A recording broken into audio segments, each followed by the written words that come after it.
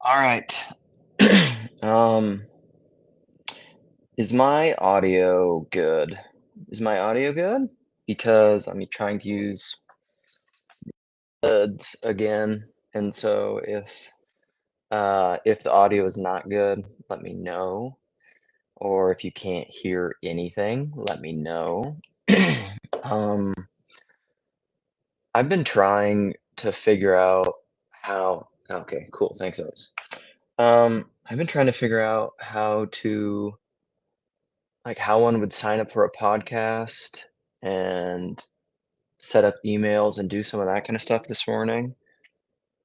Good Lord. I hate that stuff. Drives me crazy. I'm not a I know as much tech as I have to be able to operate in life. What up, Chad? Good to see you guys. McMo is here. Anthony's here. Neil's here. Um,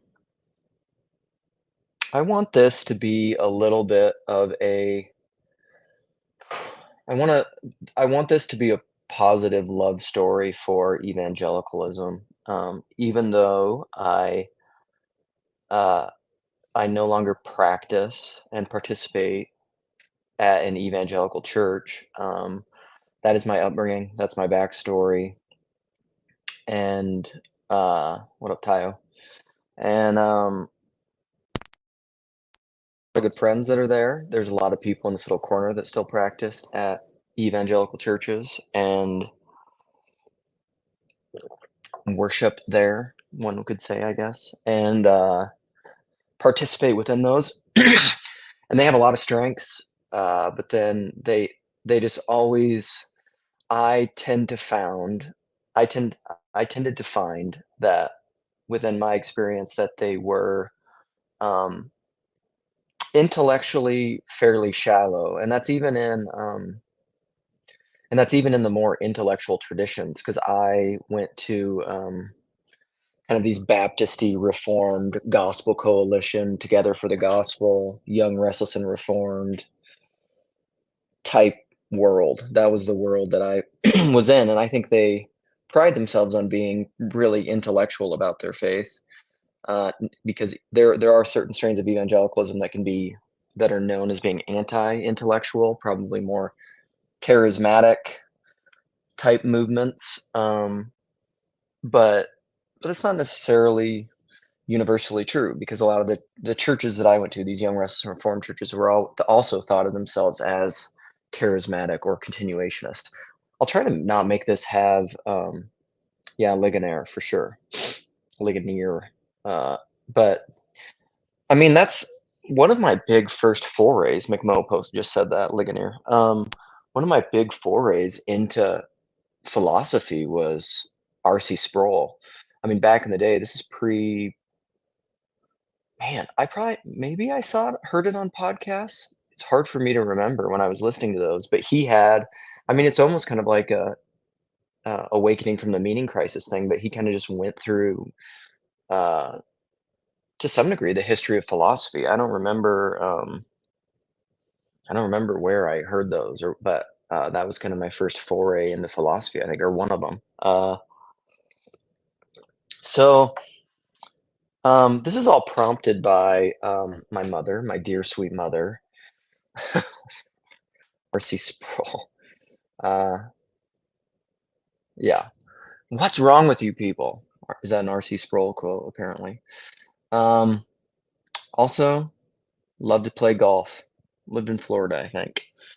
Um, so there's a great I wanna use this great R.C. Sproul story too. I remember because I part of my intellectual, awakening, I would say, to a large degree, was, around the idea of education and thinking about education, and, um so another piece of that was, um, who's the guy? Moscow, Idaho. What's his name? Douglas Wilson. So he had this classical Association of Classical Christian Schools, and I read his book, Relearning. or The Case for Classical Education, I think. And then I was thinking about that with Dorothy Sayers, connected to the Ransom trilogy, because I read the Ransom trilogy, and I read The Abolition of Man, and I realized that was a connection to That Hideous Strength. And I was just really starting to think about education, because that's when my eldest son was going to be starting school, and so I wanted to get a handle on it. To Scott Stapp was the only theologian I listened to. Um, so I want to get a handle on it. And at some point in that, I mean, I read from Radler's How to Read a Book, which he's a great um, classic. That book's fantastic. But so I read all these things, and I heard R.C. Sproul say once that he was taking his kids around doing these school tours, and he tells this story where he says, he was going on this school tour, and it was just like over the top. It was just lovely. They had beautiful facilities. They had this, they had that. They went around to classrooms. They did these huge presentations, and they walked around with this group of parents and inquirers of this school. And at the end of the tour guide just kind of said, uh, are there any questions or any comments or anything? And everybody just kind of laughed, because it was so like overwhelming, like who could have a question or a comment about this? Like that was so thorough, and just, you know, blew your doors off, that what could anyone possibly say? And R.C. Sproul said he raised his hand. He was in the back of the room, and he said, and I think he just asked the question. I can't remember exactly how he phrased it now, but it was essentially just like, why? Why all this? Why educate? Why do it? Like, what's essentially he was asking, like, what's the goal of education, or why educate? Um, what is the purpose of education? What's uh, and he said, this guy, this tour guide, to his credit, he thought about it, and he kind of looked at him for a while, and he said, "I don't know." I'm pretty sure that's how it went. And R.C. Sproul said, until you can answer that question, I don't want to send my kids here. Now, what's hard about that, I'm thinking about that. I should go find wherever he said that. But I don't know how I'd find it. But what's interesting about that is, like, that's a perfect example of the kind of situation where I would expect someone to give somewhat of a Sunday school answer, like, why are we educating people? I don't know, just like quote the Westminster Confession or something, like, um, to glorify God or something. Or yeah, I don't know. Fill in whatever kind of generic platitude you want of, like, what is the goal of education? I don't know. What would a public school educator or a non-Christian, secular, post-Christian, urban monoculture educator say about education, and what is the goal of education? Uh, uh, the thing I love the most, I don't know where I ran across it. Maybe Sarah Hardy shared it with me. Shout out Sarah Hardy. But it's from Simone Weil, I think. It's either her or I think it's her, but it's essentially that the goal, this is a little aside, the goal of education is learning how to pay attention.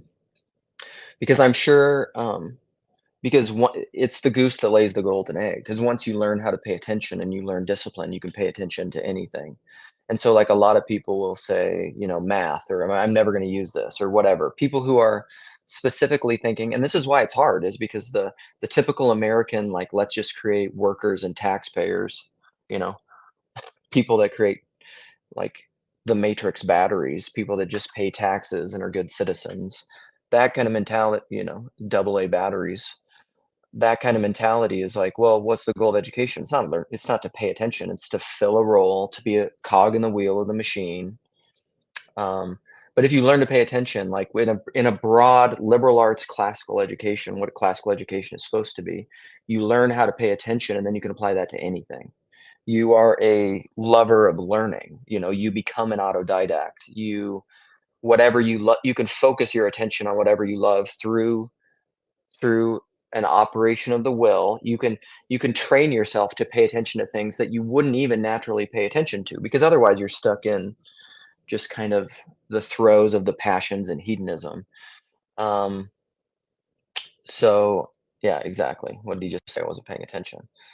So back to the goal of this and uh, Bebbington and the four tenets of evangelicalism. The reason this all came up is so CW actually, who's in my well, somewhat CW. Are you if you're here? Are you in the local estuary? He is. CW is you know CW is like a hard to pin down um, special creature, and so he shows up to estuary sometimes and sometimes not, and he will never confirm with me beforehand. I try to always get him to show up, and sometimes he just doesn't show. But he was there last time, and something that comes up at our estuary. This is part of the inspiration for this, is that I have a good friend, like one of my best local friends, who still goes. He still lives in kind of this evangelical world, like the world that I am no longer a part of. More of the kind of Reformed, Baptisty, evangelical world, and he is a very different personality than me. A wonderful person, or like my good friend Jess is also that way. Jess Purviance, who does all the Job stuff. Uh, they're both still very much in these worlds and love it, and they're comfortable in those worlds and fantastic in those worlds, and that's great. God bless them. But something that can happen sometimes in estuary, there's a lot of people who are de-churched, post-churched. They have a complicated relationship with Christianity, and a lot of them have deconstructed or left churches of some kind of an evangelical stripe. Um, and people that leave the evangelical church are kind of different. I don't know. That's an interesting thought. I never thought of this. I think they're kind of different than people that leave Catholic and Orthodox churches who grew up in that. That's kind of a different thing. I don't know. I don't. That's not a well-formed thought, but and sometimes we just sit around and we can dunk on these evangelical churches. We can on evangelicalism and downplay it and essentially shit talk Calvinism, which is something that I do a lot. Although, again, it's tell me the Calvinism you don't believe in. I maybe don't believe in it either. And I've laid that out before many times, and I'm inclined and I'm tempted to go into it again. But the particulars of Calvinism that I don't like, but whatever, that's a different conversation. So there are a lot of strengths of evangelicalism that is phenomenal. I want to talk about some of the things that I love. And it came up because CW, geez, I'm all over the place. CW asked me, he brought up these 4 points of evangelicalism, and he just walked me through them and asked me about all of them. And I was just like, no, yeah, I don't like any of that. So let me go look at what it is. I'm navigating away from the screen. The 4 points of Beddington's evangelicalism are, where are they? What is it? Did I not even open the right page? I didn't. So it is, I opened up this other thing 'cause there's two articles from the Gospel Coalition. I think I have them in my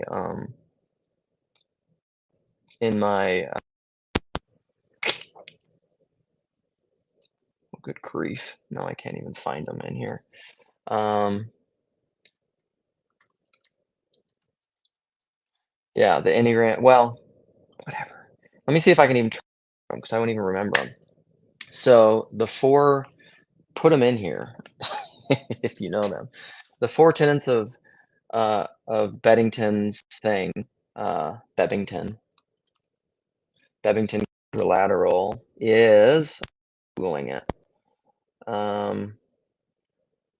Ligonier Ministries, the first thing that pops up. But anyhow, there's a gospel coalition about it, and it's bullet points. Ligonier, what are you doing? Good grief. Yeah. So the 4 points. First of all, the characteristics of the angel, they're committed to the Bible, the authority of the Bible, the distribution of the Bible, the teaching of the Bible. So biblicism, essentially, which is rooted in kind of sola scriptura ideas, which I think has Enlightenment rationalism ties.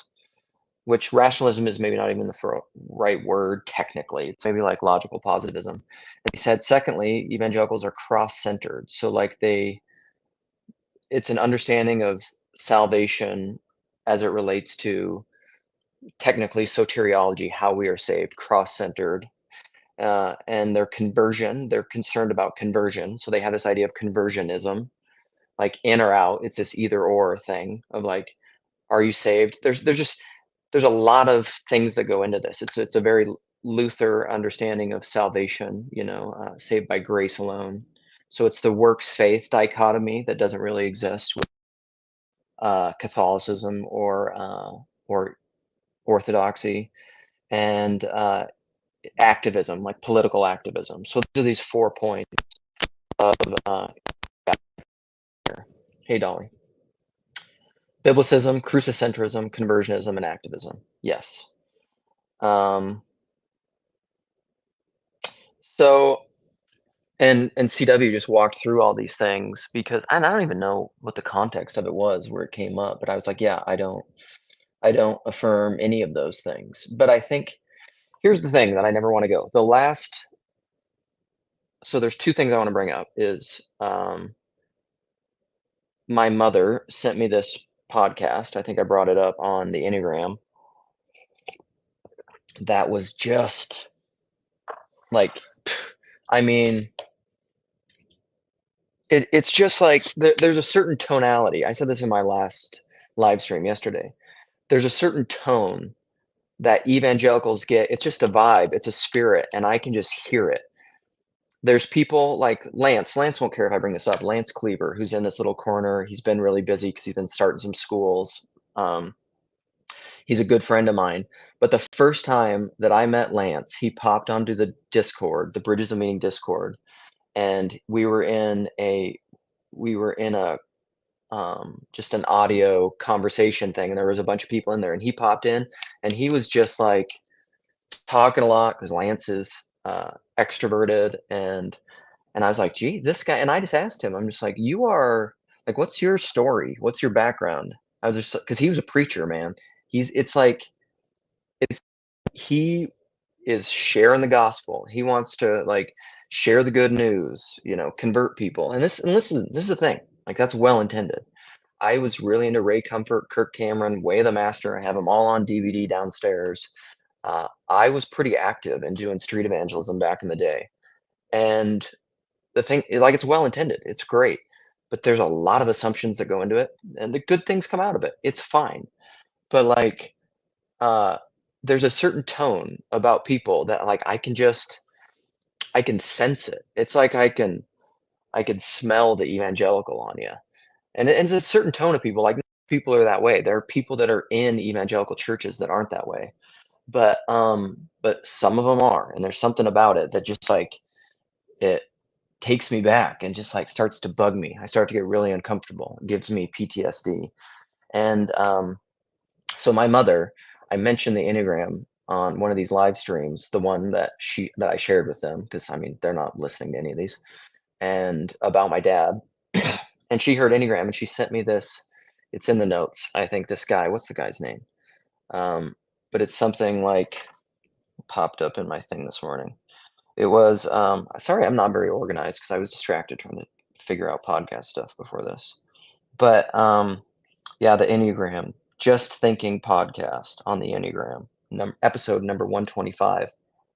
It is like if you want an example of exactly what I'm talking about, this kind of the if you want an example of like the epitome of the kind of evangelicalism that drives me crazy, it's that podcast. It is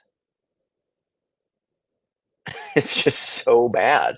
It's an example of bulverism to the max. So assume you're right and then argue backwards, which is the opposite of dialogos. It's just like I'm right, but that's part of, but again, that's part of the tenet of conversionism.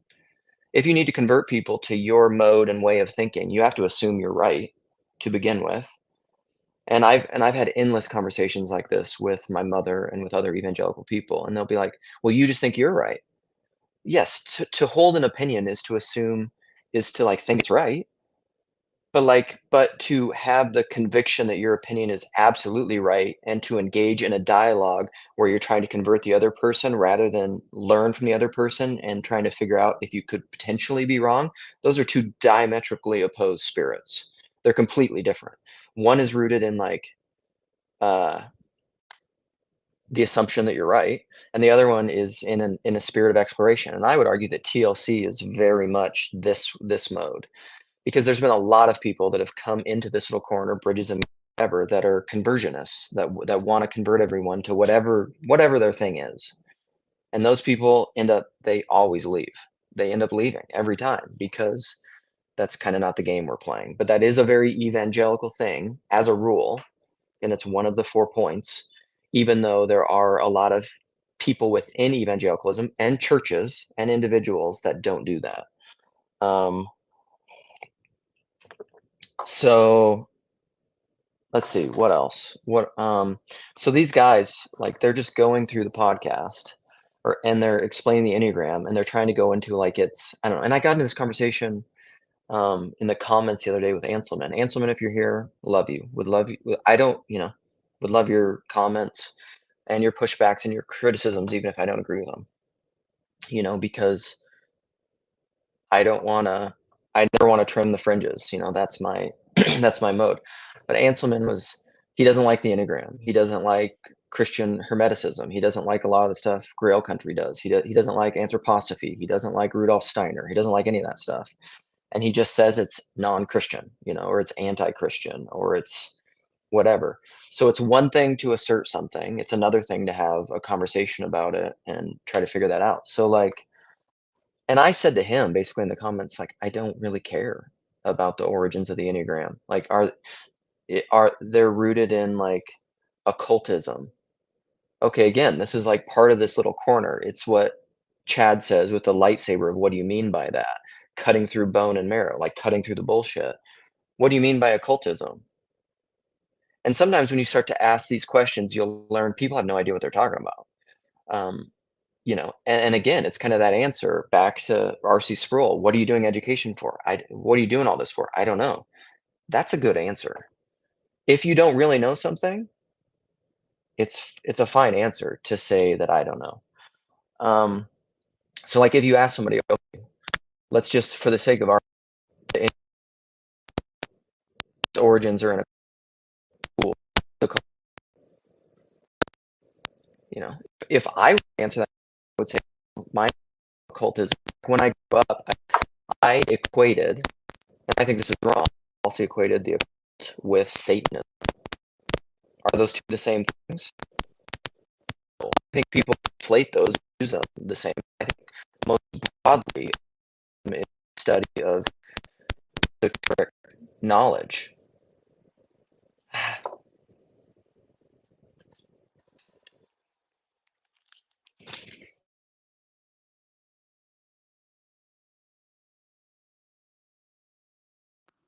Okay. Sorry, I'm gonna have to get rid of my AirPods bad. Somehow Luke makes more sense now because I'm talking about my evangelical history. Well, that's the thing, dude.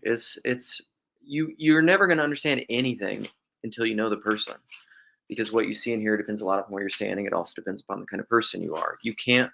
I was just having this conversation with my boy Mitch Caps, and he was leaving some comments on a live stream, and he was and I was trying to explain that the person is the nexus and the locus of all meaning. You can't ever divorce the person from the words that they use.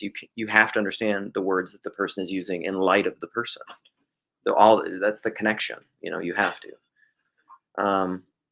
Thank you, Dolly. I appreciate it. And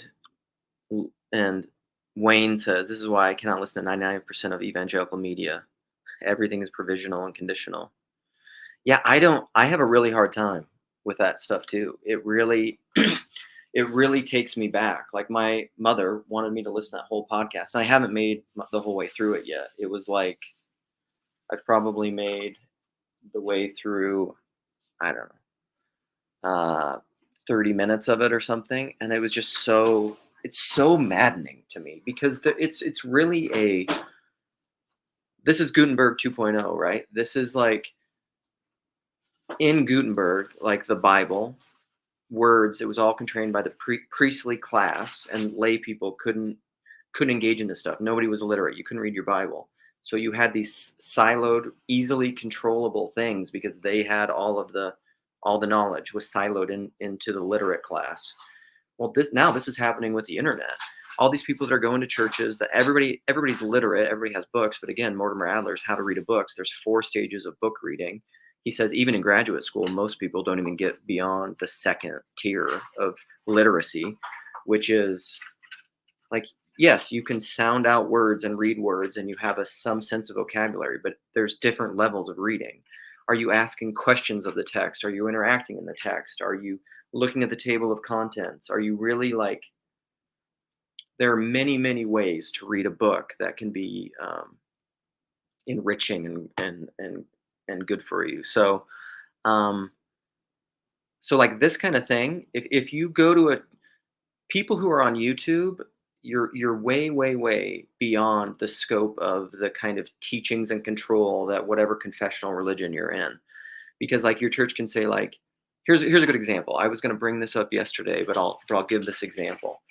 So I always read widely books that weren't within the approved reading list of these churches that I went to. I read a lot of those books too. You know, I would read like Tim Keller and I don't know if I ever read an R.C. Sproul book. I'd read a lot of these classic Puritan type people. And I would read, sorry, I'm distracted because my son's also here because he's like going to school late and he's running around and I can't think and he's making noise. Maybe I should move. I just can't think. You're distracting me. He's sorry. He's apologetic, but go over here and stare into the sun. Good grief. That's a bad idea too. What should I do? No talking. Yeah, you were. Oh my gosh, this is awkward. I apologize. It's terrible. The audio is probably terrible. Lance, you are here, dude. Ugh. These are all pictures of my family. That's me with long hair right there, and you can't really see it. It's when I had really long, like shoulder length hair. This is cute stuff that my wife does where she puts up all of these pictures of my family all over. But I don't really want you to see your son. Then you go to the sun. You are like a trippy shamanistic mosaic thinker, Dolly. All right, what was I saying? The example.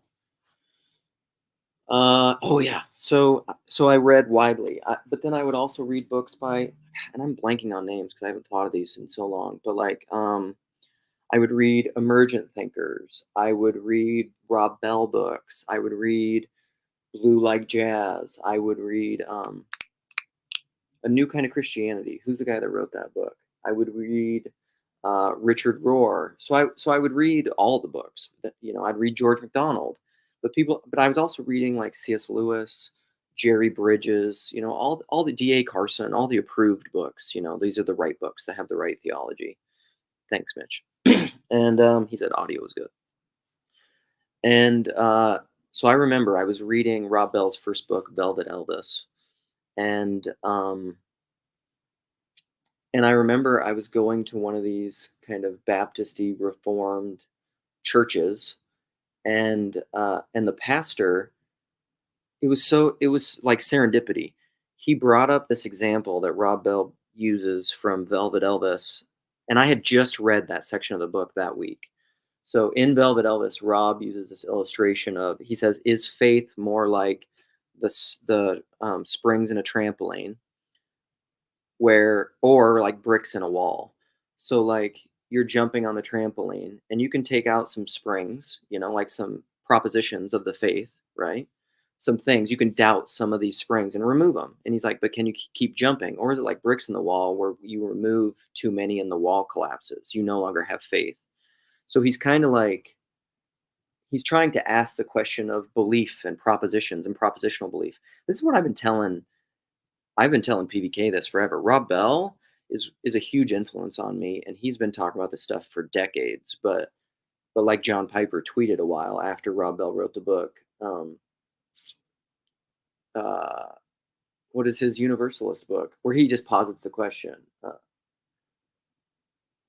my brain is stupid. Brian McLaurin, yes, Brian, thank you, Wayne. Brian McLaurin wrote A New Kind of Christianity. Um, but anyhow, Rob Bell's Love Wins. Gosh. So, and then John Piper tweeted famously after Rob released that book, "Farewell, Rob Bell. Like you're outside the camp. You no longer are in." So I'm reading Velvet Elvis, and Rob uses the springs in the trampoline or the bricks in the wall, and he uses as examples, and this is very applicable to like these kind of the Tom Hollands or the Douglas Murrays, the Christian atheists now, the people who acknowledge Christianity but they can't affirm the propositions. He says like, what if one of the springs is like the virgin birth? What if you just can't believe the virgin birth for every reason? Can you keep jumping? Can you keep pursuing your faith? Can you still believe? What does it mean to believe? Rob's always been asking the best questions, and the pastor at this church brings that up, and what he says is that Rob Bell says the virgin birth doesn't matter, and I'm just like, no, he didn't. Rob never says that in the book. He never says the virgin birth doesn't matter. Maybe that's what you heard. Um, what did I say? Being super rude to myself.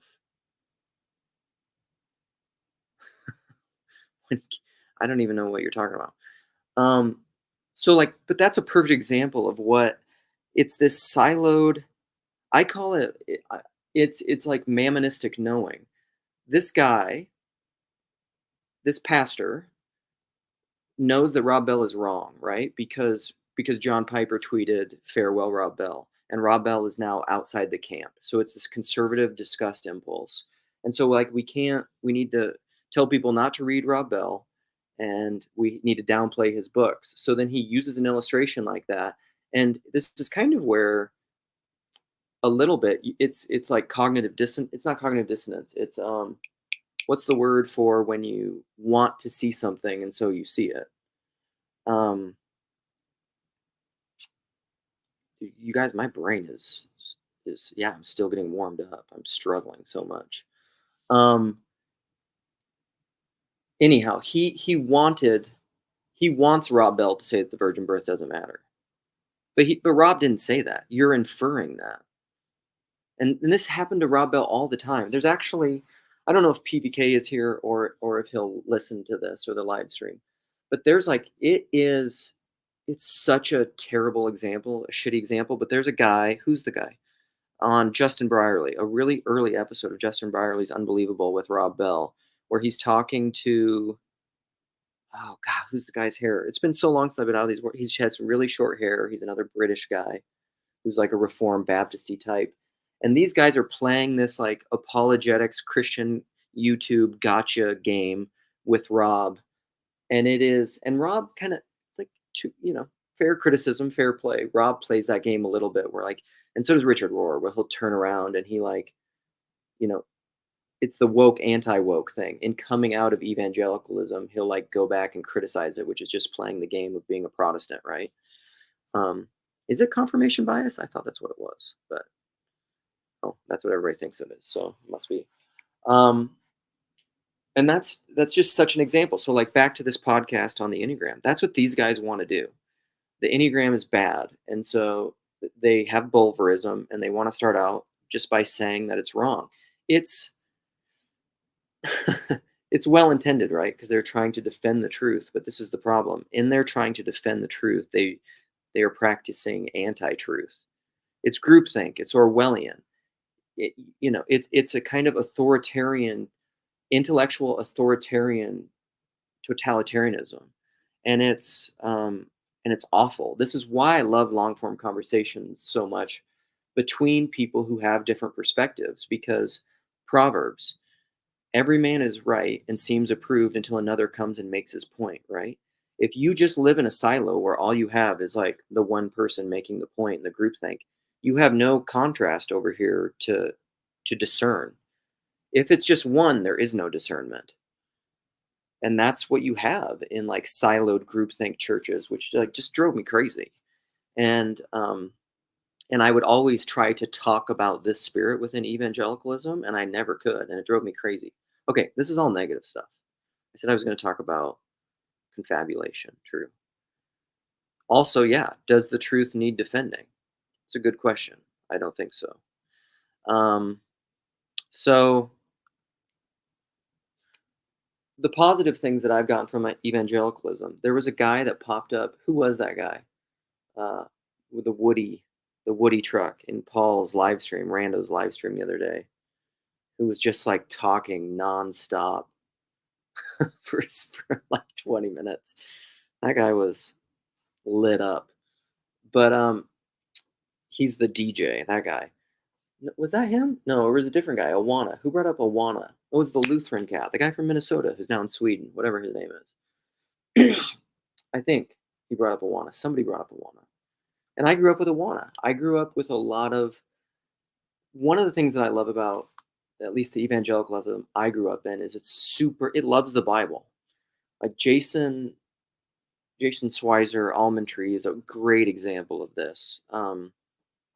That he's just like a Bible dork. Like all he does is read the Bible and Calvin and Hobbes, and I really like that.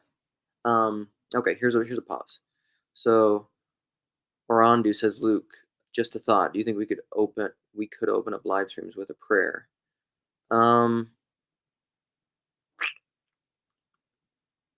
Yeah, we could.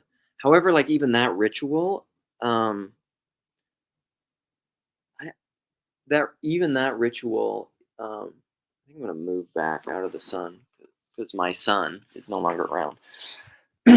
um, Even that ritual gives me uh, struggles. It gives me PTSD because it's that kind of praying where everything you open up everything in prayer and you close things in prayer and you say, Lord, Lord, we thank you, and Lord, and you just keep saying Lord over and over and over. A lot of like post Christians, ex evangelicals, all those types, they mock that because it's a liturgy, it's a ritual, that evangelical prayer stuff, and I don't again like I love the idea the idea of prayer and opening a thing with prayer and having that ritual. Is that a good thing? Yeah, it is. But it's like anything. It can become once you bring the thing down off the mountain, it can become idolized. Moses breaking the tablets. Is the law good? Yeah, the law is just. 1 Timothy 1:23, I believe it is. One of my favorite verses in the Bible. The law is just if you use it lawfully. And again, that's Vervaeke's adverbial thing. Or like Paul in Romans, where the law increased, the trespass increased. And so, is the law bad? By no means. The law is good. And the law is a school teacher meant to lead you into maturity. But it's kind of it's kind of like it's very much like the trivium: grammar, logic, rhetoric, poetry. You have to learn grammar and logic and the rules to then break the rules. Learning piano, do the scales over and over and over. You have to learn those things. But then to become a truly great pianist, you're not just playing scales anymore, and you're breaking rules, and you're doing faithful innovation, faithful to what has come before, which means that it's not arbitrary. You're not just like going straight French absurdism where you're just like whatever, it doesn't matter, and like and you start just like banging a pot on the piano. That's not faithful innovation. That's just like saying like everything is arbitrary. It's relative in that it's connected to what came before, but to really innovate, you have to change. You have to break the rules. Faithful to the spirit, but broken to the rule. This is why I love the idea, like a lot of Peter Rollins' works, like the Orthodox heretic. He's That's what he's saying. Or like I've thought about, and I don't know, people probably won't like this, but like the idea with Abraham, is it sometimes? oh man, I can't. Sometimes, in order to remain, it's the fidelity of betrayal, is another like Peter Rollins line. Like Abraham, I don't know. I love these ideas. This is why I love the book Silence. Abraham, go sacrifice your son Isaac. And Abraham went to do that, and God provided a ram, right? And it says Abraham in Hebrews said that he had faith that God would even resurrect Isaac from the dead because God was faithful to his promises, even if I'm destroyed. And this is before the idea of resurrection was even a thing. So, like before, because like now it's easy to say, oh, God just bring him back from the dead. But that's because we live in a post Christian world. Even though, those ideas of resurrection were happening around Second Temple Judaism, or like that was an idea then. But it wasn't early, at least as I understand it, in the early Abrahamic days. And so, like, could Abraham, and I don't like these ideas of counterfactuals, but I'm trying to get to the idea of silence. Could Abraham have just said, like, no, I'm not going to sacrifice Isaac? That's an abhorrent thing. Like, that's my boy, Nate. Nate tends to have that reading and understanding of Abraham and Isaac, is that Abraham couldn't have thought that God wanted him to actually kill Isaac, or else it would have been wrong to do so. But this is why I like the idea, which is a very Hegelian idea of the book Silence, is that there's Father Rodrigo and there's Father Adam Driver, whatever his name is. And I would say that they are both faithful to Christianity, and they do opposite things in regard to apostasy, let's say. Um, the fidelity of betrayal. I think even Christ plays an antichrist. So, faithful innovation sounds Protestant. Well, I mean, I think it's, I think it sounds very Christian. and so, in as much as Protestants are being faithful Christians, I think that's true. But it's not like David Bentley Hart just wrote this book called Tradition and Apocalypse. That's what this is. That's Tradition is the body of the church, or as G.K. Chesterton said, the democracy of the dead, that extends throughout time, that also it contains the present, the living and the dead. So there retains that thread all the way back into what has come before, but then that spirit manifests in the now and in the future. I mean, I just think that's what Christianity has to be. Otherwise you're just in this static mode of romantic restorationism, where you're just trying to go back to like the New Testament church or something, which to me is um, impossible and also a bad idea. Um, so aspects of evangelicalism I love their Bible focus, because the Bible's awesome. People should read the Bible a lot. They should memorize the Bible a lot.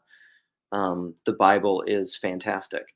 I don't advocate sola scriptura because I just think it's really uh, bad philosophy.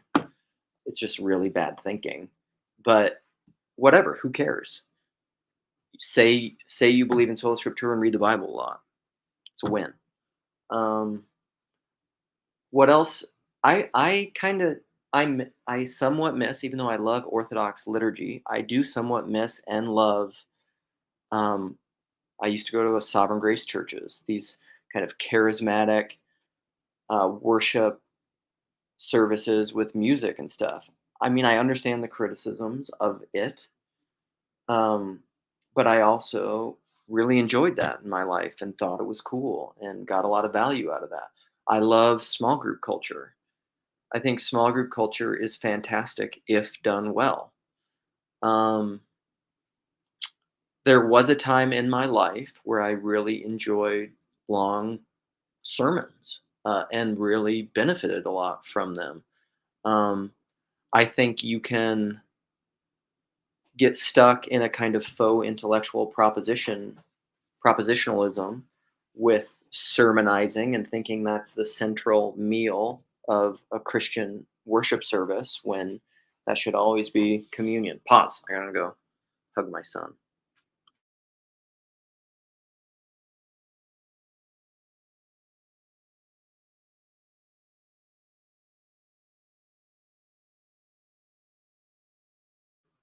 Oh, look at Lance showed up. Oh, you don't even have to wait for my link. You just have to power to just jump on everyone. Well, this is good. That's fine that you're on here anyhow, because I feel like I'm even more random and out of my mind than normal. I jocked you up and up. No, I've been super busy. Wife had a major surgery, lots of stuff going on at work, and so I just have had to focus on real life. But I have been listening to you, Luke. And Paul had a video yesterday where he was kind of dissecting kind of Willow Creek and all this other sort of stuff. So this is the world. I mean, what you're talking is the world I lived in, right? And I came in here with a recovering Bebbington because that's when I came in. Like you shared the story, you're like, dude, Lance is just evangelicaling all over this voice chat, and it just was driving you nuts, right? Well, it was, but like that's where I've see, like even that, there's a little bit of growth and maturity, I would say, for myself, because very typically, when I was more wounded and had just fresh from leaving evangelicalism, like I would have been in that space and heard you come in doing your evangelicalizing, and I'd have just been, and I would have said some version like, "Knock it off, shut up," like this is not the place for your trying to convert everyone. But I think what I did was I was just like, I think I just asked you like your story or what's your deal or like, are you a preacher? I think that's what I asked you. Yeah. And I said, yeah, it's house church pastoring. And you're like, aha, aha. Yeah. Well, and the funny thing that came out of all that, like, so I think all these things is like tying together. And so you've been inside this thing, and this is so, I'm not getting into this Orthodox versus this or whatever. I'm just describing my experience and my story and my journey, right? Yeah. And so you and I were reading, like when you said blue like jazz and stuff like I was reading all that stuff too, right? Mm-hmm. But I was a seeker, and I'm this weird guy that has this 12-step recovery stuff. But like all this stuff that came out and what we really saw, I see those Bebbington, like this 4 points of whatever stuff like that. It's like this Willow Creek model. And why I took like it to fish to some extent was what I was learning in my business world, PowerPoints, scale, all this kind of the seeker church, which like Paul talked about yesterday, how he kind of recoiled from it.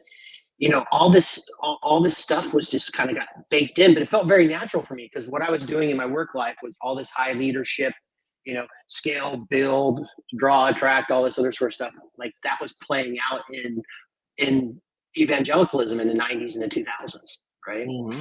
And and then when you were talking about I'll get to that. And so we had this milieu that we were there, and it felt good. And so my house, the seminary I went to, like he was so much like Paul, and so we were reading all these business leadership books while we were in seminary too, But he had left a mega church because what he was realizing was, and this is very Willow Creekish and everything else. What he put the numbers to it, and he was like, "Wait a minute, we're spending about $1 million per true disciple produced a year." And he was like, "This isn't working." And then he also went out in like 2003, 4, 5. He started telling everyone, "Hey, the church is collapsing in America." And everyone's like, "What are you talking about?" He's like, "No, it's collapsed in Europe. It's going to collapse here." Yep. And so his answer was to go out and do a house church model, which we did, and everything else. And but the one thing that I look like, even with that, which house church sounds great, but most of the house church movements I've been around have all collapsed too, or had schisms or broke up or whatever. Like that doesn't even solve the problem. And it's just as difficult, and all those things come in. And one of the things that you'd mentioned with Gutenberg, which is that technological shift where it put the Bible in the hands of the individual. And I lived by this mantra for 30 years. Me, the Bible, and the Holy Spirit's all I need, right? And the danger to that is having that get untethered from some sense of, the whole like some sense of being bounded to some sense of tradition creates all this stuff that happens, and well-intentioned people go off in all these different weird sort of paradigms. Yeah. No, I love the house church model, and there are good things about it, but the problem is that it's reliant. What it makes me think of is Peterson said once that we are living in a culture that is basically like when he talked about revivifying the dead father, he's like, we're living on the carcass of this dead whale, this giant whale. And he said, like, eventually the bones will be picked clean and, there won't be anything left. And so you got to revivify things. And that makes me think of, did you see Paul's, what's up, Teo? Did you see Paul's conversation where he played a bunch of that John Mark Comer stuff from yesterday? Yeah, that's what I was talking about. Yeah. So that ties into this whole milieu of what's going on. Is like the point of that I thought was fantastic is he was saying house churches or churches, they're really good at like that first stage of discipleship. And then, but then like there's a point, and this is kind of what I was talking about, even in my own story, it's the same thing. There's a point where if you're wanting to continue to grow and evolve and change and do the kind of stuff that I think TLC is doing, have conversations with people who disagree with you and learn to maybe, like, again, because it's like Rogan will say, I'm not married to my ideas. Like if I am talking to other people and if you learn, change, grow, repent maybe of certain ideas, that's not flip-flopping. That's not a bad thing. That's just maturity and growth. But I think sometimes in order to do that in the cultures that we're talking about, you're forced to leave. You have to like either deconstruct or leave because there's no option. They don't allow for that. Well, it doesn't afford. Here's where I really think, now that I've spent, over 3 years now in Orthodoxy, and it's different by parish. But here's what I think Protestants in general, but Evangelicals, here's what I think they do. They get really great. And then house churches come into this. It's community. Man, if you plug in, you're going to be in a small group, right? You're going to get into service, or you're absolutely going to be out serving with one another, getting outside of yourself. There's discipleship models. I agree, but the problem with that, like I was saying, is the dead whale. That's based on the remnants of an American culture that has all these, or whatever culture that has this Christian basis, but with technology and cars and suburbs and destination everything, and you don't have city centers anymore. It's city architecture, like even Peugeot will talk about. You'll maybe have like Jess, our good buddy. He has one of those local churches that's phenomenal. That's all local people, and it's a community church. But it's not. It's because it's a community.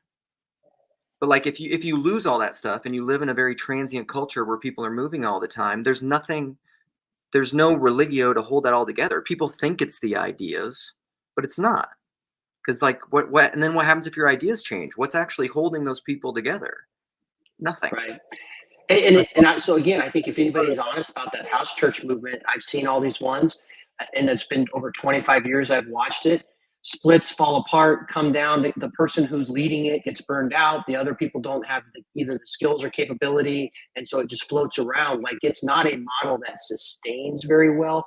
Very few people that would find themselves that would do that. And I think the question becomes then, which is, and then again we see all this self-help seeker programming that's going on. Again, PowerPoint church, all this stuff that's happening. Like, they asked, like, what is the church? Maybe you were there when we were asking what that was. I think that was one of your conversations with it is. And the fact is, like, what I see, what's the point of going there is like, you're going there because you're going there to encounter Christ, the presence, right?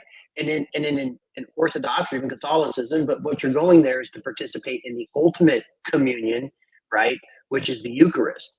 Yeah. And without the PowerPoints and all the other stuff and everything else, like, it literally is just, you're going to participate in heaven and earth, right? Mediation, angels, all this stuff that's out there. Now, charismatics do a good job, I would say, that sort of thing. Is that, I mean, what they're going to do is they're going there to really encounter they're going to go encounter God in a charismatic service, and they're going to fall out, and they're going to have they're going to speak in tongues, and wave. It's going to be a wild experience. Sorry, Lance, just want to push back on, ask more questions about what Luke just said about that. The community structure determines whether or not the participation in the church is based around community. Yeah. Saying so, like cities, major cities like London, my experience has been quite the opposite. It's that the a lot of it is getting healing from the meaning crisis of loneliness. Like people that are there participating in those type of services, and these are Protestant churches and very evangelical, like heavily influenced by all of the Australian Bethel type Yeah. of that type of church. They're mostly young people who live in a culture where like Christianity is very much not encouraged, and they find others around the city like them, and they build communities. I think the tweet that PVK referred to in his conversation with, I think it was with John, of the woman that said when before she deconstructed, she would have like 30 people come over to help her move when she was moving. And then Yeah. after she constructed, no one came over to help her move. I Yep. think that's the essence, like Lance was pointing to. Those communities do exist and they do help each other. And I don't know if that, I don't like whether they're in the city or in the, wherever else. I think just by gathering ritualistically every Sunday, you build a community like where two or more gathered spirits exist, and they come back because they want to cultivate that spirit. Go on, Chad. Sorry, bro. Hi, Dali. Hello. Oh, my aunt. Hey, how are you guys? Hello. Hey, hey, sorry. Hello. Your Hello. audio is a bit echoey. Oh, man. You So fix it. Yes, exactly, McMo. the question I have around this is, and maybe it's off topic, so I might be out of line, but I was just wondering, like, as it relates to the Vervaeke, the Vervaeke PVK conversation, they kind of touched on some of this stuff and the aspect of community. Like, it's weird. This is such a weird paradox because, like, where do you find community if you can't find a way to submit to a religious body like a church? Teams. Or What do you say, Tom?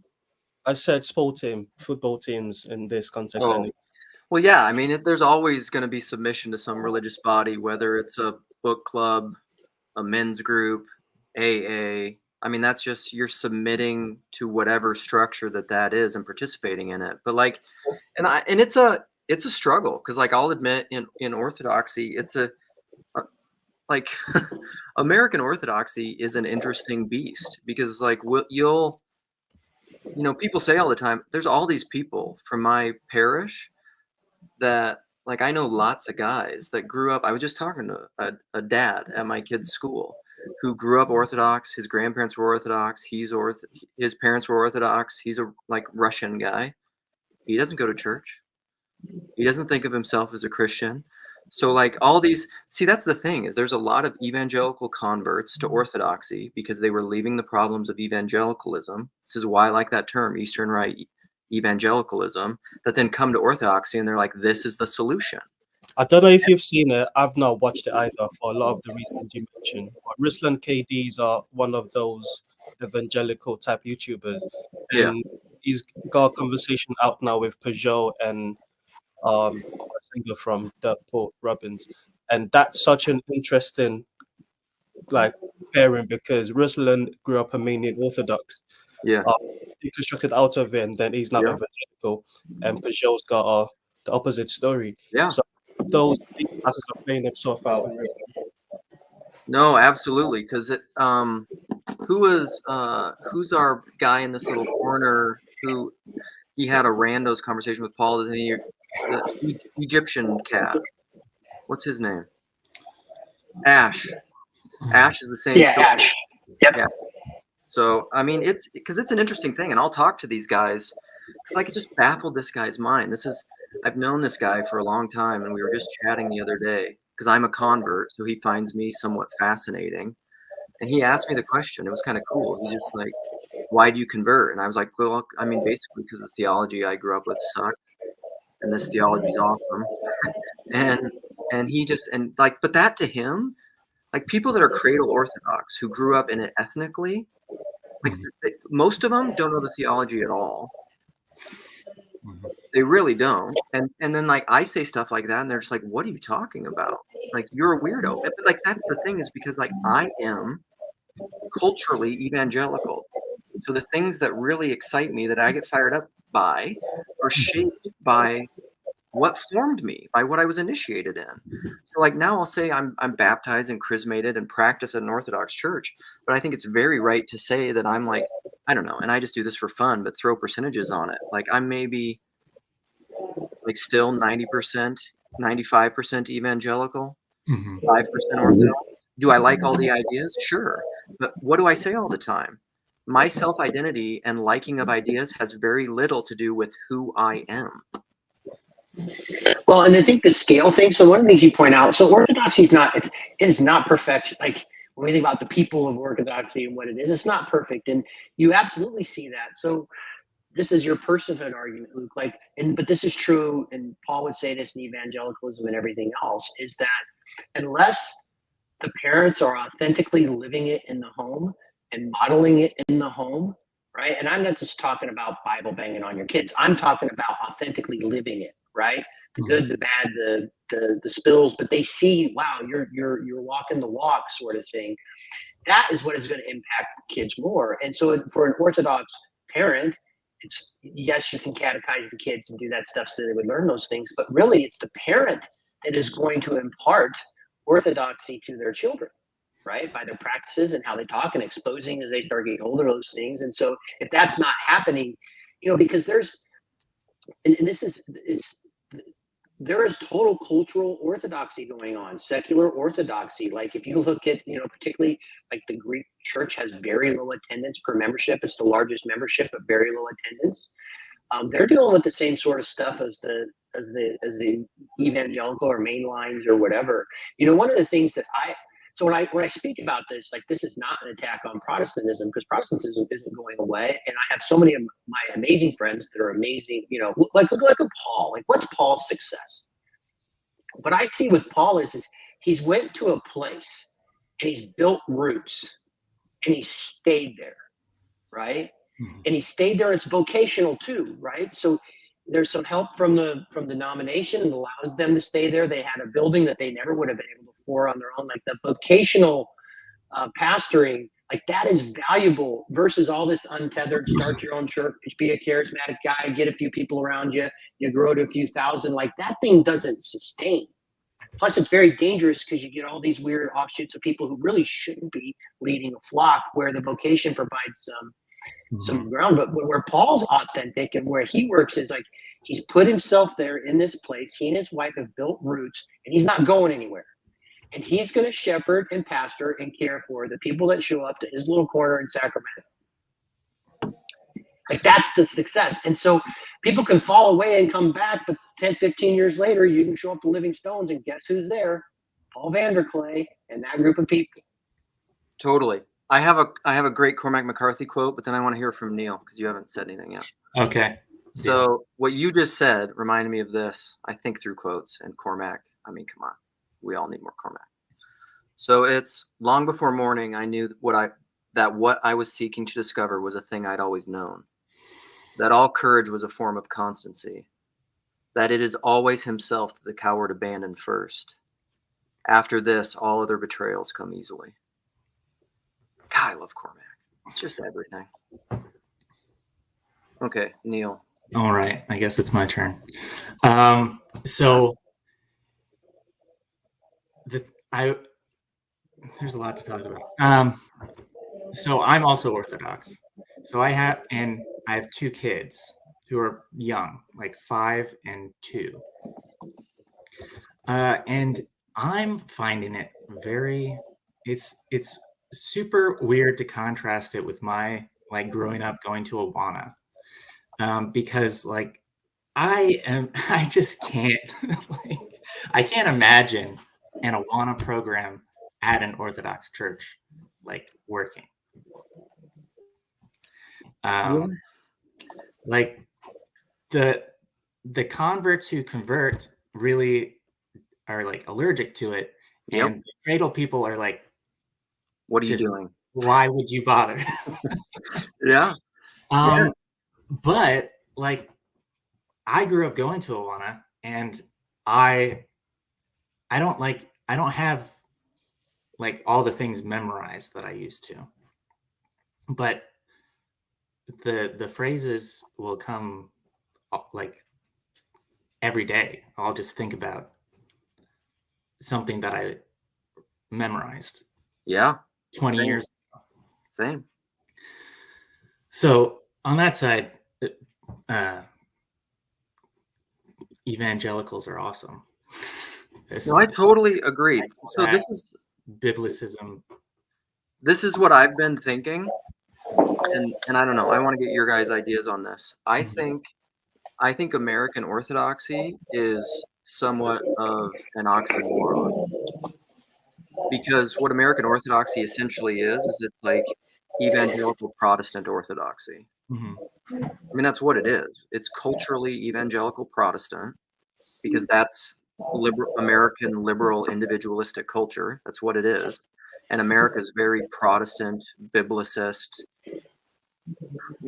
conversionist. Like, what do we think we should do? Like, what is American foreign policy? Like, we need to convert the whole world to, American liberal democracy, to the right politics, right? I mean, they need to be saved by our political systems. So, like, American Orthodoxy is this weird oxymoron that I actually see as, I don't know. And I've said before, I think the evolution of consciousness, although Nathan Woods, my buddy, the other day was saying he doesn't like the idea. It's just like focusing on different patterns or something, because he doesn't think consciousness evolves. But I think the vanguard of human consciousness, or like our becoming as a species, is in the West a little bit, because I just see the fractal reality happening everywhere. Like the fall, you could think of, because this happens like broadly in mankind, but also happens in an individual. Like you're born, and then you have a fall from your mother. You're tethered by a cord, and then you're breastfeeding, and then eventually you stop eating that way and you eat other stuff, and eventually like you leave your family and start another family.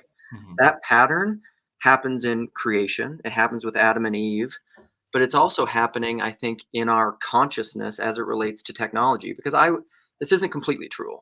These are large patterns, and there's always exceptions, but like the kind of thing we're talking about with cradle Orthodox, in a way, if you asked a person, they're almost not even individuals. If you asked like a cradle Orthodox, what do you think about some particular doctrine? They almost don't even know what you're talking about. Whereas like that's the only thing intellectual evangelicals think about. Yes. Yeah. And I think part of that is like a fall from grace. It's just like, what do I think about this separate from what the Bible says, what the church says, what tradition says? What do I think about this? Which is the same thing a kid needs to go through in his own evolution and growth and maturity.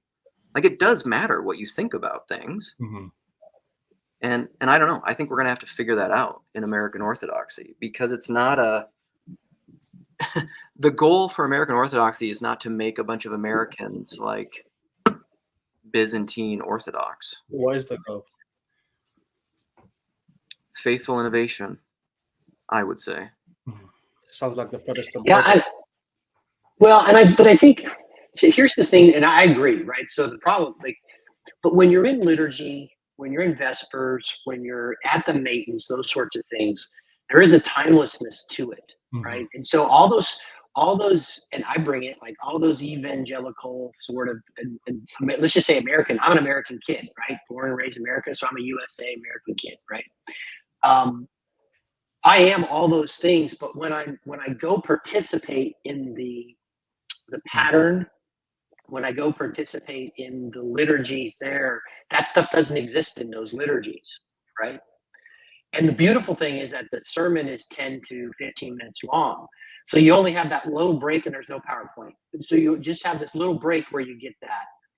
So it's this thing that takes you out of all this other milieu, so to speak. But that being said, Luke, what you're saying is exactly true. And Richard Rohr talked about this with Jonathan Pajot at some point when he was talking to American Orthodox. Was like, hey, quit trying to change anything. Just go there. And in 200 years or so, this thing will work its way out, and whatever American Orthodoxy will become and will be, it will just have happened over a period of time. But I think it's absolutely true, to be honest, as you see, particularly new converts or whatever. Like, I can't run, I am an evangelical. And so one of the things I used to sound, so this was me before Orthodoxy, and I'm still here and there, which is what I was talking to my Protestant brothers and sisters, was I was like, look at, guys, the way we're doing things is not working. Because people are walking away. The nuns are telling us this is not working. The meaning Christ is telling us this is not working. So the secret church, mega church did not work. It wasn't I mean, it does at the individual level, and there are points of individual transformation. I will never discount that, because I've seen it, I've lived it. I'm not saying that, but I'm talking about when we look culturally at that Bebbingtons and all this other stuff, and like Paul recoiled a little bit at that secret church or whatever. We'll be honest, the main line is collapsing. Like, if we don't look at ourselves, and so I'm an American Protestant still too, and so are you, Luke, right? You would say, yep, in many ways I am, right? And I lived it and tried to do it. Is like, part of it is like trying to figure out, what are we doing and how do we do this differently? Because back in the day, for example, like if you would talk to millennials, they would say, we like stained glass. Like, we want it to look, we don't want to look like the coffee shop. I can go to a better coffee shop than you have in your church. I can go to a better concert on a Saturday night than you're going to put on a Sunday morning. Like, I want the real thing. Mm-hmm. Yeah. Something that's always that infected my mind a while ago was when Jacob accused every Orthodox convert of LARPing. And I've thought about that a lot. You know, like, what is it true, and is it wrong if it's true? You know, like, in a lot of ways, in some ways I am LARPing for sure. Like, I'm taking the rules of the game and applying them to my life. But that's just everything. Like, everything is a LARP.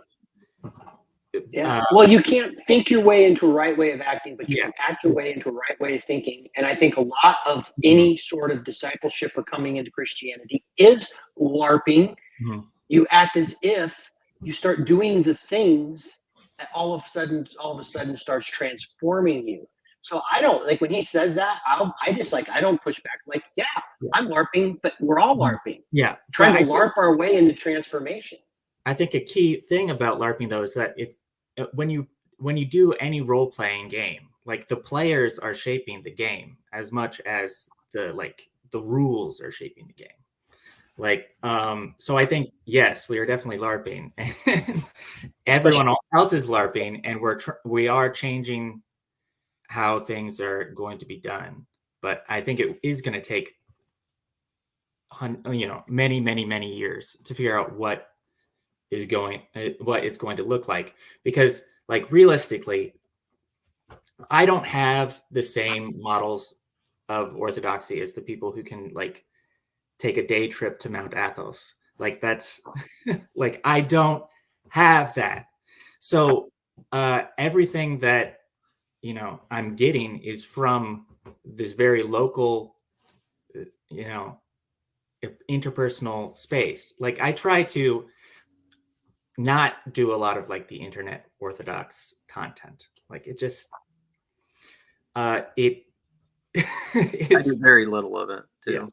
It's really not to my taste. But my priest is awesome. And my godfather is awesome. So I can go to the people and learn what they do and do that. And that's going to be different than it was in the first millennium. Like, let's be honest, it's going to be very different. But I love this thing by Gavin, and then Teo say that, but he says different people at different points along the path will need a different experience to help them with their next step. That I actually totally agree. that tracks exactly where I was going, which was to bring back the conversation with John Mark, where he laid out those stages. And I think all three of you definitely, maybe even all four of us, would agree that the evangelical model works up until the third stage. If you go through that individual transformation and you show commitment to a local church, they'll find you something to do, and that will make you a part of the body, so to speak. And then you get to a stage where there's disillusion, some kind of deconstruction, and then we don't know what to do with you. For the three of you, Orthodox has been like the path that you've gone on to find to get onto those next stages.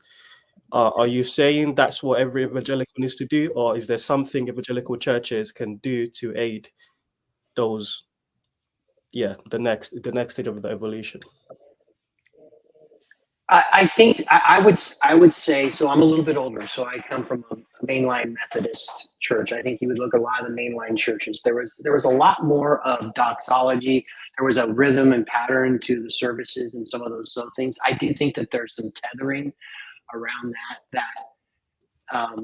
that is good. And there was a question here, which is that brought up is like, well, how do you know if it's working? Like, is it transforming people? And if it's transforming people, is it transforming the community around it? Right. So that's where you would see. And so from my perspective, when I see if I see something works in a 12-step recovery program, for example, you see a transformed human being who was once one way and is now completely different. And so what does real, like, if we started to see something change in let's just use the United States where we're at, or you started to change in the community, it's all of a sudden you started to see people coming back in real and authentic ways. And so, for example, a lot of things you do, you don't have to understand why they work, you just have to do them. So a lot of that happens in 12-step recovery, but I think that happens also in Christianity or whatever. You just start praying. And liturgical prayers are actually good. Like even in AA, they point people to, hey, why don't you ask for some people some prayers and just start doing them? Well, I don't want to do them. Well, that's okay. I don't believe them. Don't worry. Just do them. And when people will start doing these things, all of a sudden, 1 year, 2 years, 3 years, 4 years, 7 years, they have a radical transformation. So I don't think it's realistic. As I sit here, it's not everyone's going to become Orthodox, but I do think it's important to look at in the United States, which is our predominant view, is like, I don't think PowerPoint, business leadership, therapeutic self-help, mega stuff is producing the sorts long-term. Now, will people get drawn to it as a point along the way? But I think it's that larger conversation. I think a lot of evangelicals are, I know I was living it, or having this conversation because they're seeing what's going on and like, wait a minute, something's amiss. How do we do something differently to better impact people? Because again, like, by the way, it's happening out of Orthodoxy too. I'm not trying to say it, but what's happening to all these people deconstructing? Like, listen to the deconstructors, right? And Paul's doing this very well, and that's just who he is. Like, Paul is a thought leader on this, is watching all these deconstructors and, okay, well, how do we respond to this at a church while also not kowtowing to the culture and trying to give them something they think they want, but giving them the crunchy, weird, awesome God that exists.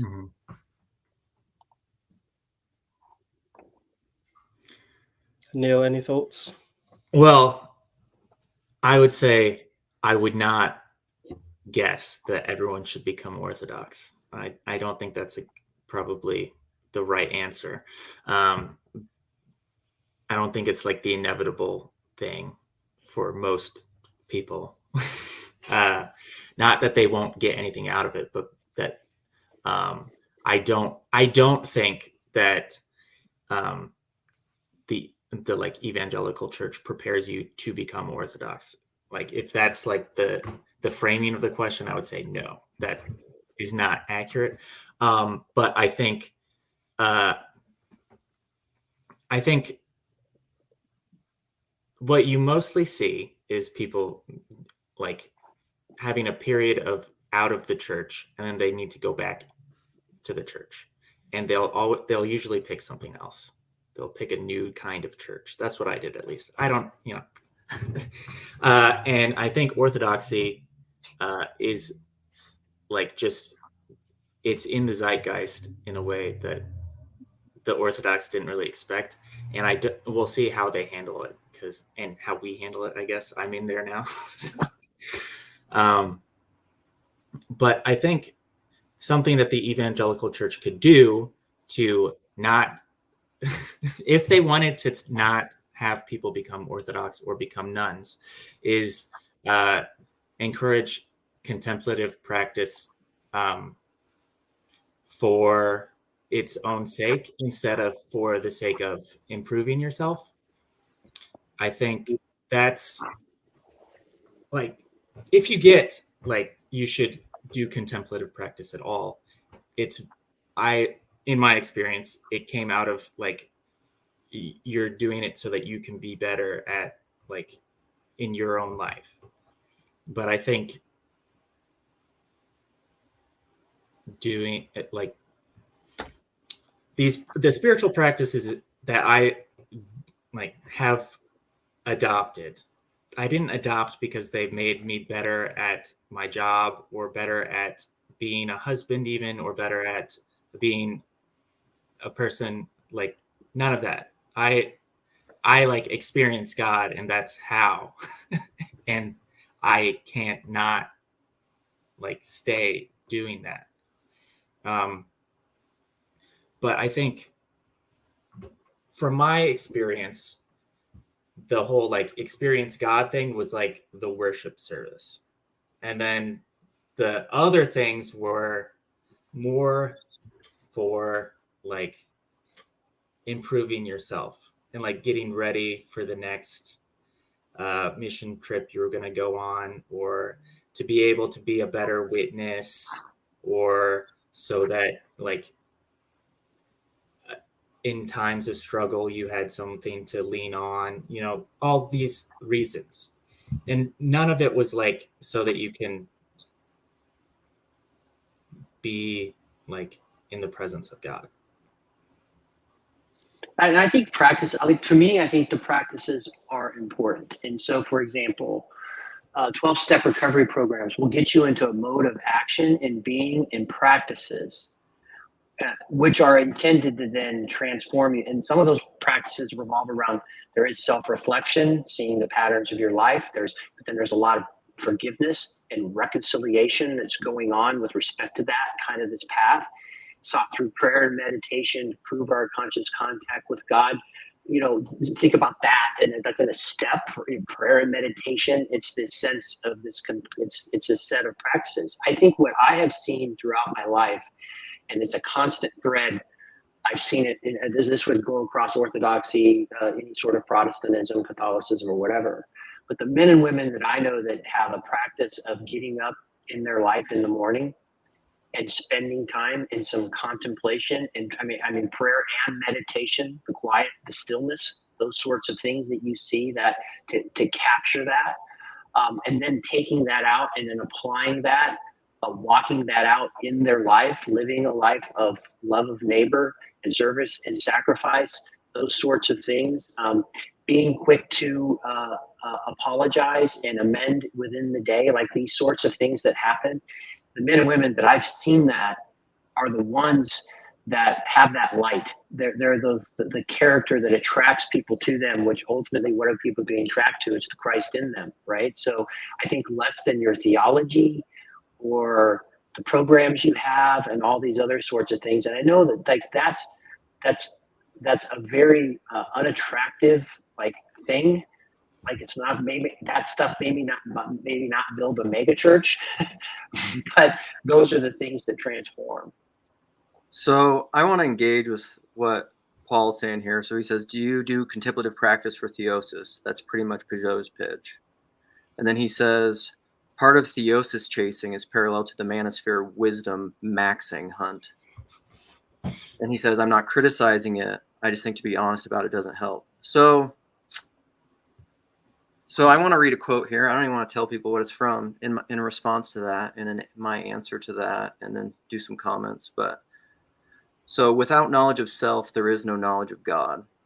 Our wisdom, insofar as it ought to be deemed true and solid wisdom, consists almost entirely of two parts: the knowledge of God and of ourselves. But as these are connected by many ties, it is not easy to determine which of the two proceeds and gives birth to the other. So, what I would say, I'm not a evangelical in the sense of thinking people should convert to Orthodoxy. I sometimes doubt, and have said before, of whether or not I should have converted to Orthodoxy. Because in as much as I have accurate self-awareness, the reason I converted to Orthodoxy was because I like the theology more. I thought it was the way that they intellectually articulate things of the faith, to me, is more consistent, because by nature, Orthodoxy is apophatic, more so than cataphatic. It is a right-brained religion. The right brain is the master in Orthodox theology. That's just how it is. So I like all of that stuff. I think it's a way to be intellectually consistent. However, that's just me. And also at the same time, I don't think through your ego and your will you can just pick what you believe, because I don't think belief works that way. That's why I say I'm 95% evangelical. I've been initiated in evangelicalism. I can't all of a sudden just become Orthodox. And I don't think it's the debate of well, what's the strength? Is it the Bible, or is it liturgy, or is it the Eucharist? Those distinctions between Catholic, Orthodox, Protestant. To me, that's all trying to game faith, which can't be done. So I don't think and this goes back to Gavin's comment, I think people need different things at different points in their life, and it's my big gospel all the time. It's personal. It's always personal and depends on the person. You can be right and be wrong, or be wrong and be right. But contemplative practice, the inward journey, I think, where you're looking for, I don't know, what's his name? Somebody made a great comment on the way that I was describing authenticity is more integrity, which is probably true, but it's just being honest with yourself. People in whatever stage they are and wherever they are need to be honest with themselves. I don't think that that's going to end up with everybody converting to Orthodoxy. I think the church, I believe in these absolute generics that then become particular, like Christ, the church. But in my video of the church is just whatever is living and transforming into proper being. That just is the church in my understanding. And so and it's very much the Hegelian idea, or the Christologic idea of Maximus that Jordan Daniel Wood always talks about, the identity of identity and non-identity. Do I believe the Orthodox Church is the church? Yes. Christ is found there and not there. Yeah. So people are going to do whatever they're going to do. That quote, by the way, is Calvin. So sometimes I feel like a failure for converting to Orthodoxy, because I just feel like if I was capable of being who I should have been within my evangelical churches, I wouldn't have had to leave. I could have maintained the religio that was there, but I couldn't do it. Just I was too.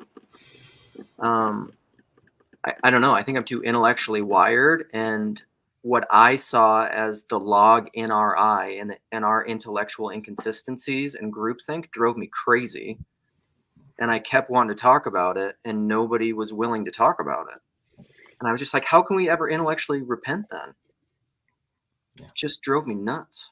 I think that's where I've got alignment with you, Luke. We've got savings throws.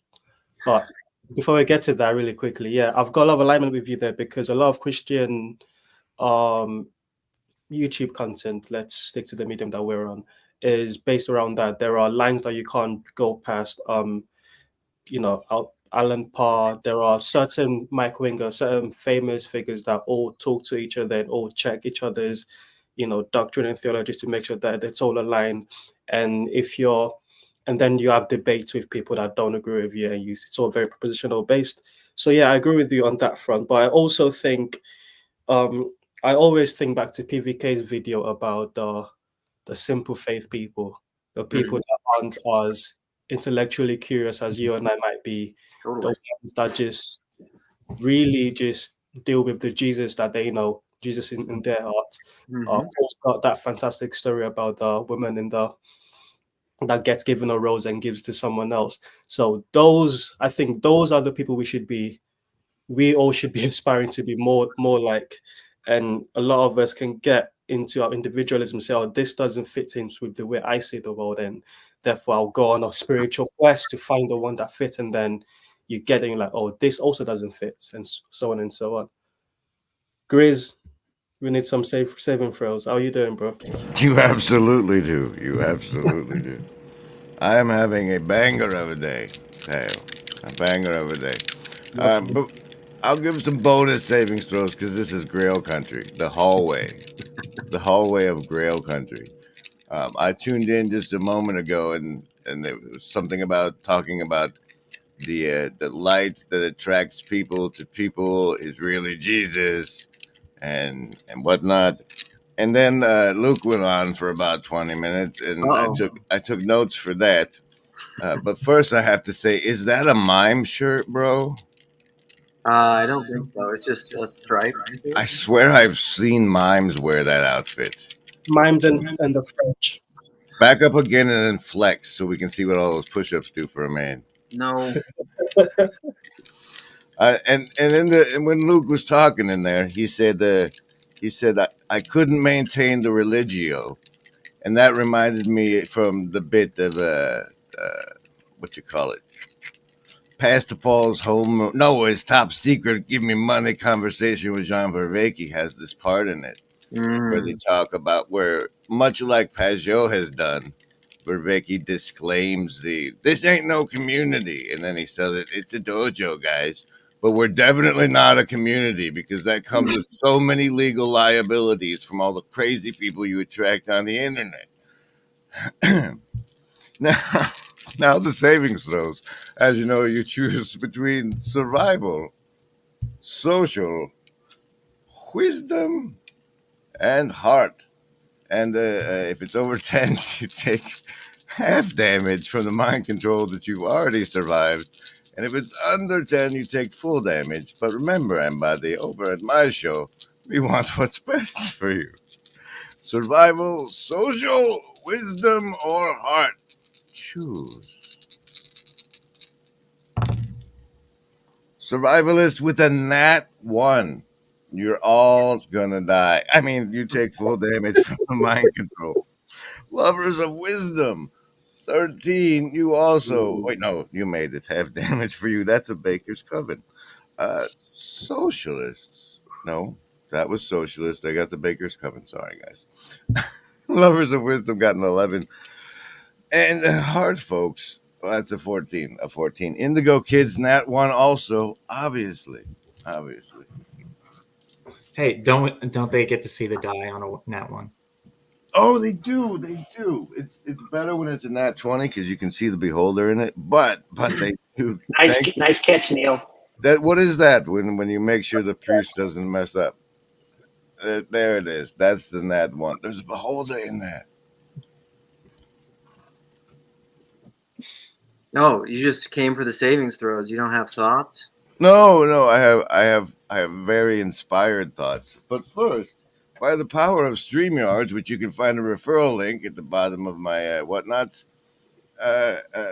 man of my dreams, I can cast this also to my channel, as anyone else who has StreamYards and has a channel can do, and I'm going to do so. This is the story called Man of My Dreams, and it was evoked. It was evoked within me while watching the moments of this wonderful stream prior to my appearance. Once upon a time, some lady told me that I showed up in her dream. and she had dreamt that she was in a bar and stepped to the side. What? Why are you whistling and making a private jet? No, this isn't a private chat. I'm just responding. I'm socializing with your story. I'm resonating. That's what the whistles I are. think that we should quit the foreplay and just do me and you show that everybody loves more than anything. Man of my dreams. This lady had a dream and she was in a bar. And I appeared somehow in this dream, but I wasn't in the bar. She went to the code room, and I was in the code room of the bar, and there was a gay orgy happening in the code room of the bar. And I was sitting at the back of the code room in a chair, seemingly like passed out like this. I don't know how to do any of this. There you go. There you go. I was in the back of the room being filleted, and all this gay stuff was happening. And I kind of woke up and I saw her over there, and I went and gave her a hug, and it was awkward for her because there's a status a man is in while he's being filleted before he's done being filleted, and the hug was very awkward because of that status. And when I was listening to Luke go on, and he said both apophatic and kapophatic in the same section, or whatever the thing, it really reminded me of what the parts of the corner that aren't my parts of the corner are doing, and that I think is intellectually the coat room dream, and those are my thoughts. Those are my thoughts. Now you either have to take me smaller or I'm leaving. I will take you smaller. Thank you. Or someone will. Lance will. Lance knows what he's doing. Yeah. Well, Grim, you're still somewhat of a mystery to me, which is why I find you interesting. I'm always attracted to people that are enigmatic to me that I can't figure out right away. And well, I hate to interrupt, but today's stream, Axiomatic Lanterns, which starts in about an hour and 10 minutes, I'm going to really I'm going to invoke some confessionalism within myself and tell the tale, as it were, the Rando's conversation that Paul didn't have with me will be today's stream. So be sure for it, and then you'll find out more. dang. Oh, Just a master cross promotion. You can order this Lobster Monkey shirt, and the links below a lot of the videos. Look at Grim. Look at what you did. After you talked, Paul had to go clean his ears out. He had to go write things down and prepare his sermon. That was. But this. I don't think that story is going to make its way into the Stone Sunday sermon. This shirt will be making an appearance in the VIP lounge of the Symbolic World Summit, thanks to people like you. Several of you, actually, right now, literally, are sending me to the Symbolic World Summit, where this shirt will make an appearance. Show up in yours for an extra bonus to your savings.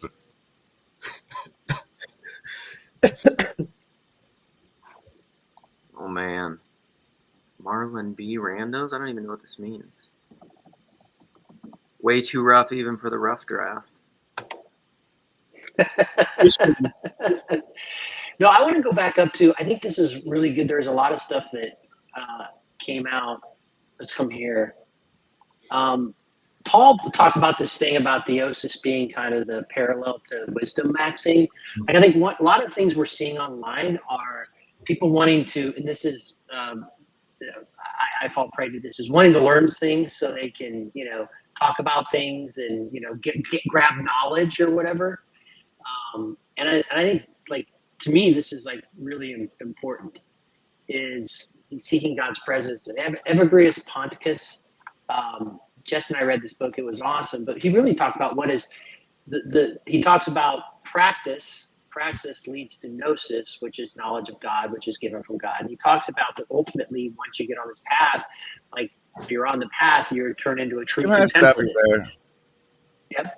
I'm sorry, but that bit about like practice leads to gnosis.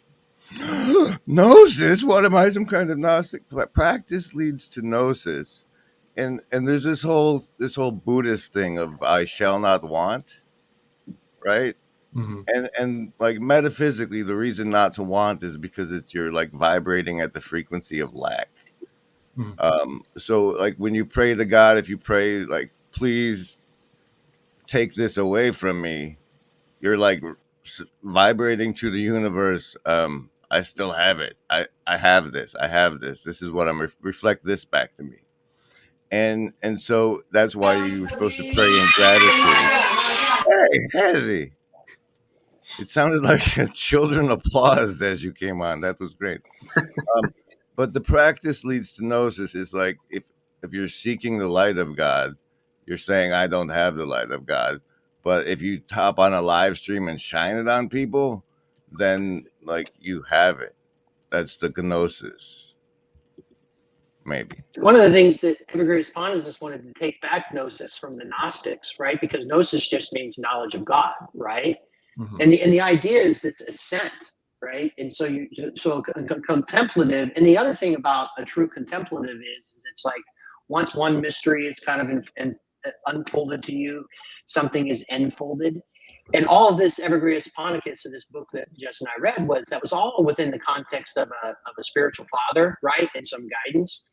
And they're talking about like when the student is ready, then the teacher will appear, those sorts of things. So there is a boundedness around it. It's not just running off and doing anything you want. But I do think there's a very big difference between contemplation versus knowledge seeking or wisdom seeking. And a true contemplative is always kind of always open to more will be revealed. And and I think to me, like that's a big difference versus trying to get the right set of facts and confessions and knowledge and this and that so I can destroy you with facts and logic on some debate, whether it be Orthodoxy or Protestant, whatever. Like that's just silly and stupid. That's not the personal transformation. And I think again, why do I do what I do? So people ask, well, why am I ended up finding my way in the Orthodox thing? Why am I practicing that now? Is I found that those practices meld well with my 12-step practices, and it's more about things that I can actually participate in and do, and not thinky-talky. Mm-hmm. And so I use this simple words like, do things work? Like, am I being transformed? If I'm not being transformed, then it's not making me a better husband, a better dad, a better person around. Then what the hell? Why am I wasting my time? I'd rather just go smoke weed and snort coke. It's what you do. I mean, seriously, like that's my default. Like that's what I want to do. Like who I am as an addict and alcoholic. All I really want to do is smoke weed and snort coke, but I can't do that because that destroys me and others. Well, only if you don't use it with the proper set and setting. Let's let Chezi, what do you got? How would you gauge? First of all, I hope everyone's doing well. How would you gauge the transformation, though, Lance? Like you're saying, I don't want it to just be thinky-talky. You also said that, like, when the student is ready, the master will appear. So you could say, at some point during the thinky-talky, transformation begins, right? But like, is your assumption that from the first day you're interacting, you're then going to feel the transformation, or is there a gray period where you have to be in that thinky-talky until said transformation could happen? Well, I would just say, how can I see? So when I say when do I see those things, right? And so I can see it in other people's, and sometimes I see it myself. So where do I see spiritual transformation or practice or principles? It's people that can react. So, for example, I have seen people that will lose a child, or just these horrible, horrific things will happen in their lives, and they will be able to handle those things with a grace about themselves that is amazing.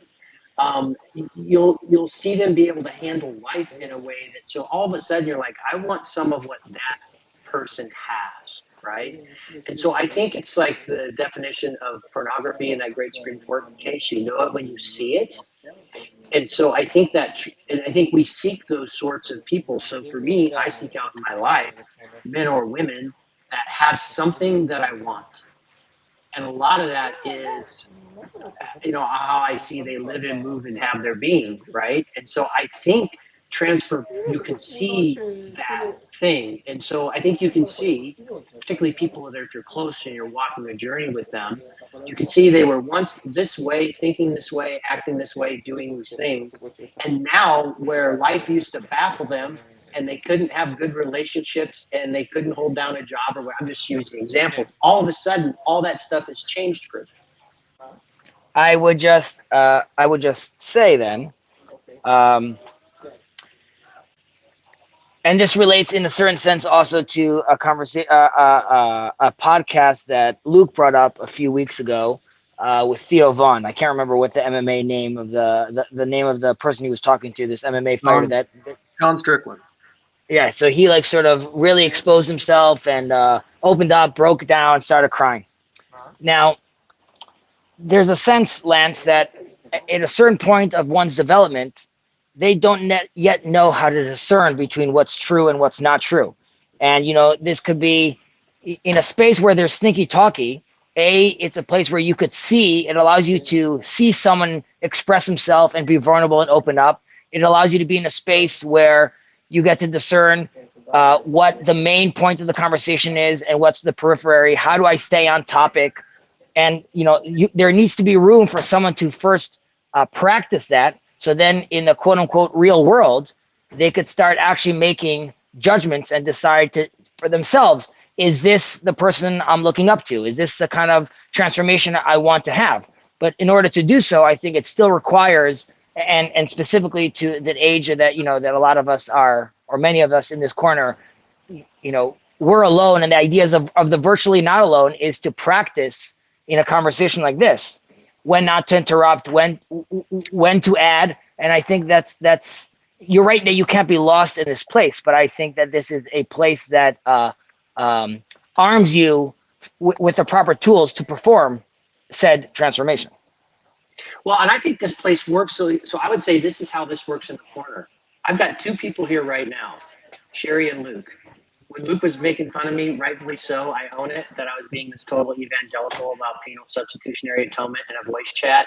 Sherry asked me a very, not mean, but a very direct and pointed question about that.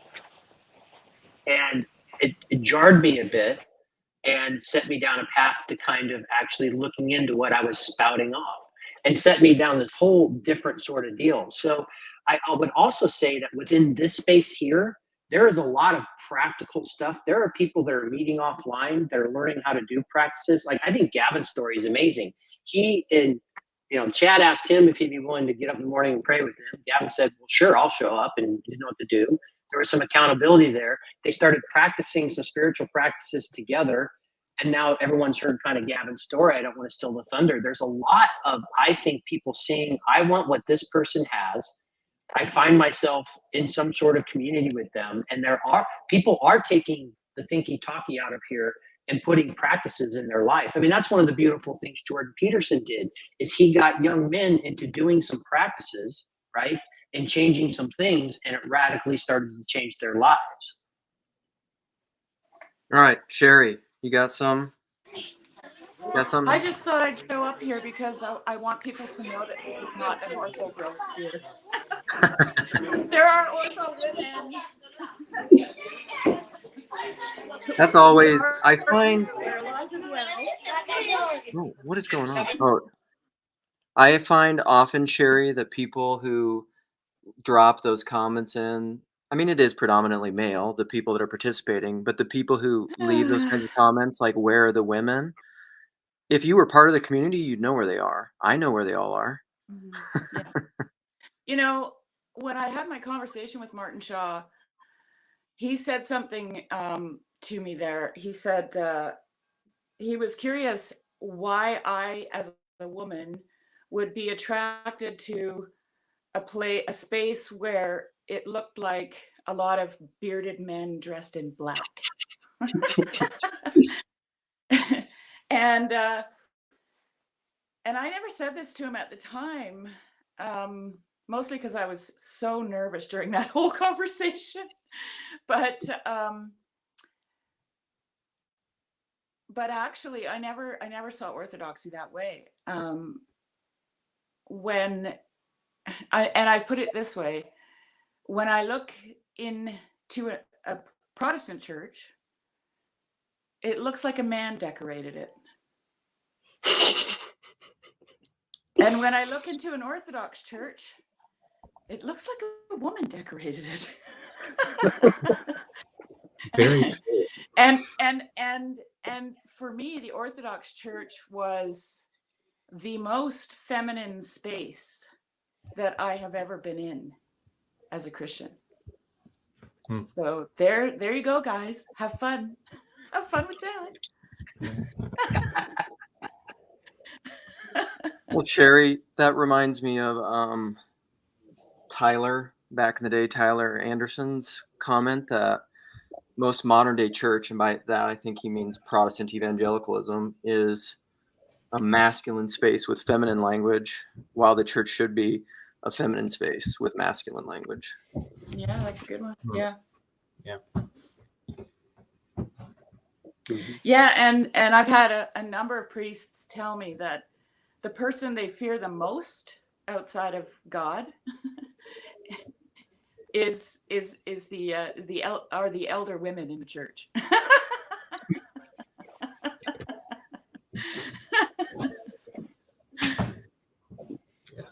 Oh yeah.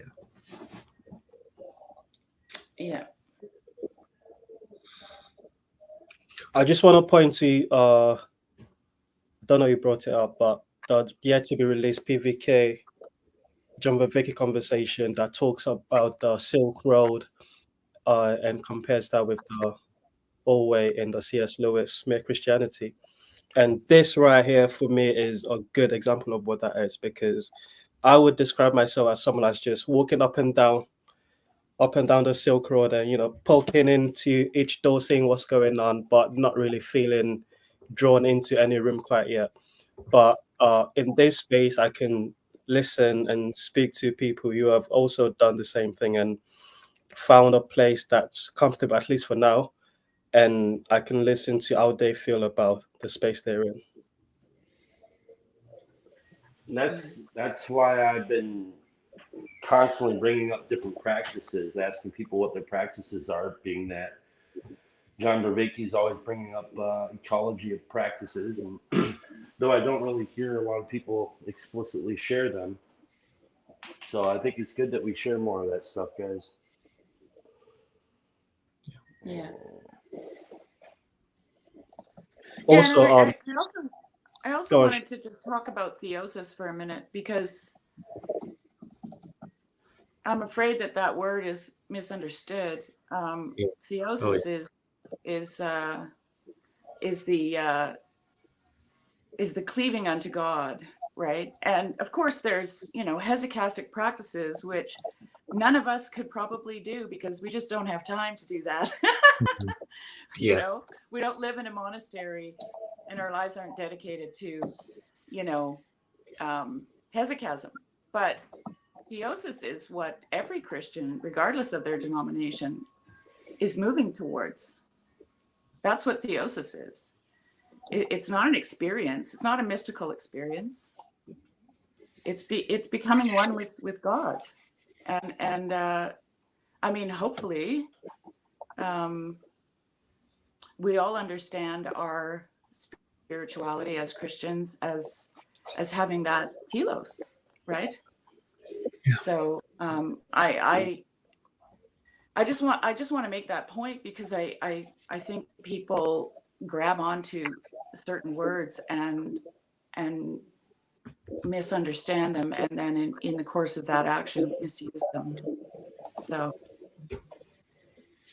yeah, and I think what you talked about, like you're on this path, and I think knowing enough about Sherry or whatever, when I was talking about that Evagrius Ponticus, he was talking about trying to get to pure prayer, spiritual prayer, or contemplation. He describes it's a journey, right? So it's a journey. We're walking through it, we're going through it, and it's an ascent to God. And so, like and I think a lot of people have talked about in here, like we have all these places and you push on these doors, and at some point you're going to poke your head in. At some point you're going to actually walk into one of those doors, and that's good. And you're going to go hang out in there, right?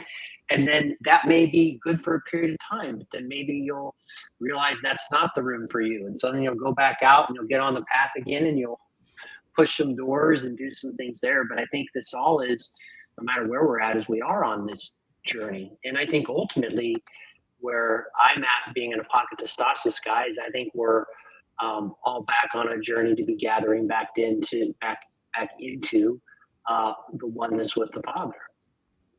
While then we'll maintain our multiplicity, but I think we're all on a journey home. Mm-hmm.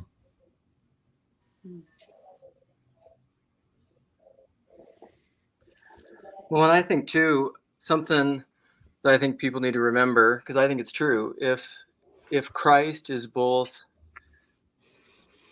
non-dual, so the identity of identity and non-identity, there is no place that he doesn't manifest, because that's that Maximus Ambiguum quote, which is something like, the will of God the will of God wills in all things and at all times to manifest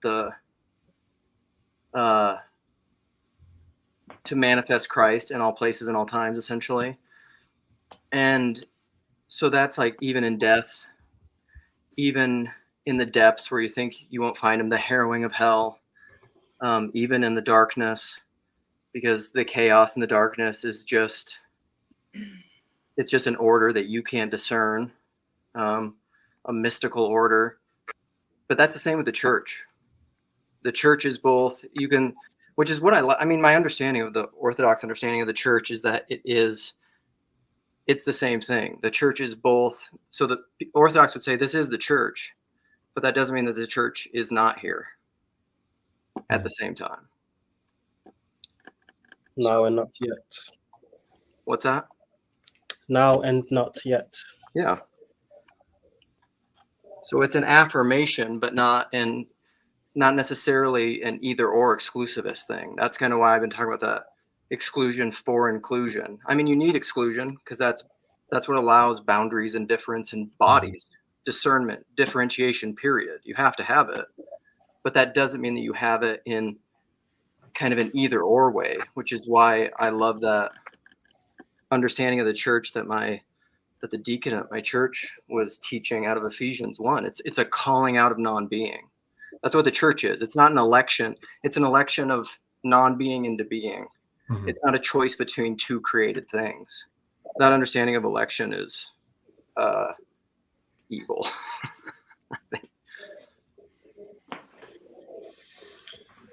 Let me run this by you. This is something I've been thinking about based on your stream yesterday, Luke, and PVK's last few videos about.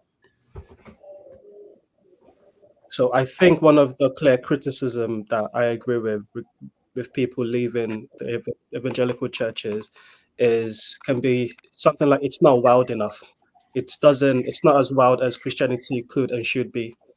Yeah. And there's a wildness that people are seeking that's not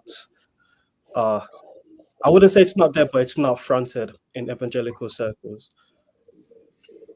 At the same time, I've been thinking about secularity, and it's just how secularity is a sister of the Protestant church, and how secularity can sort of be used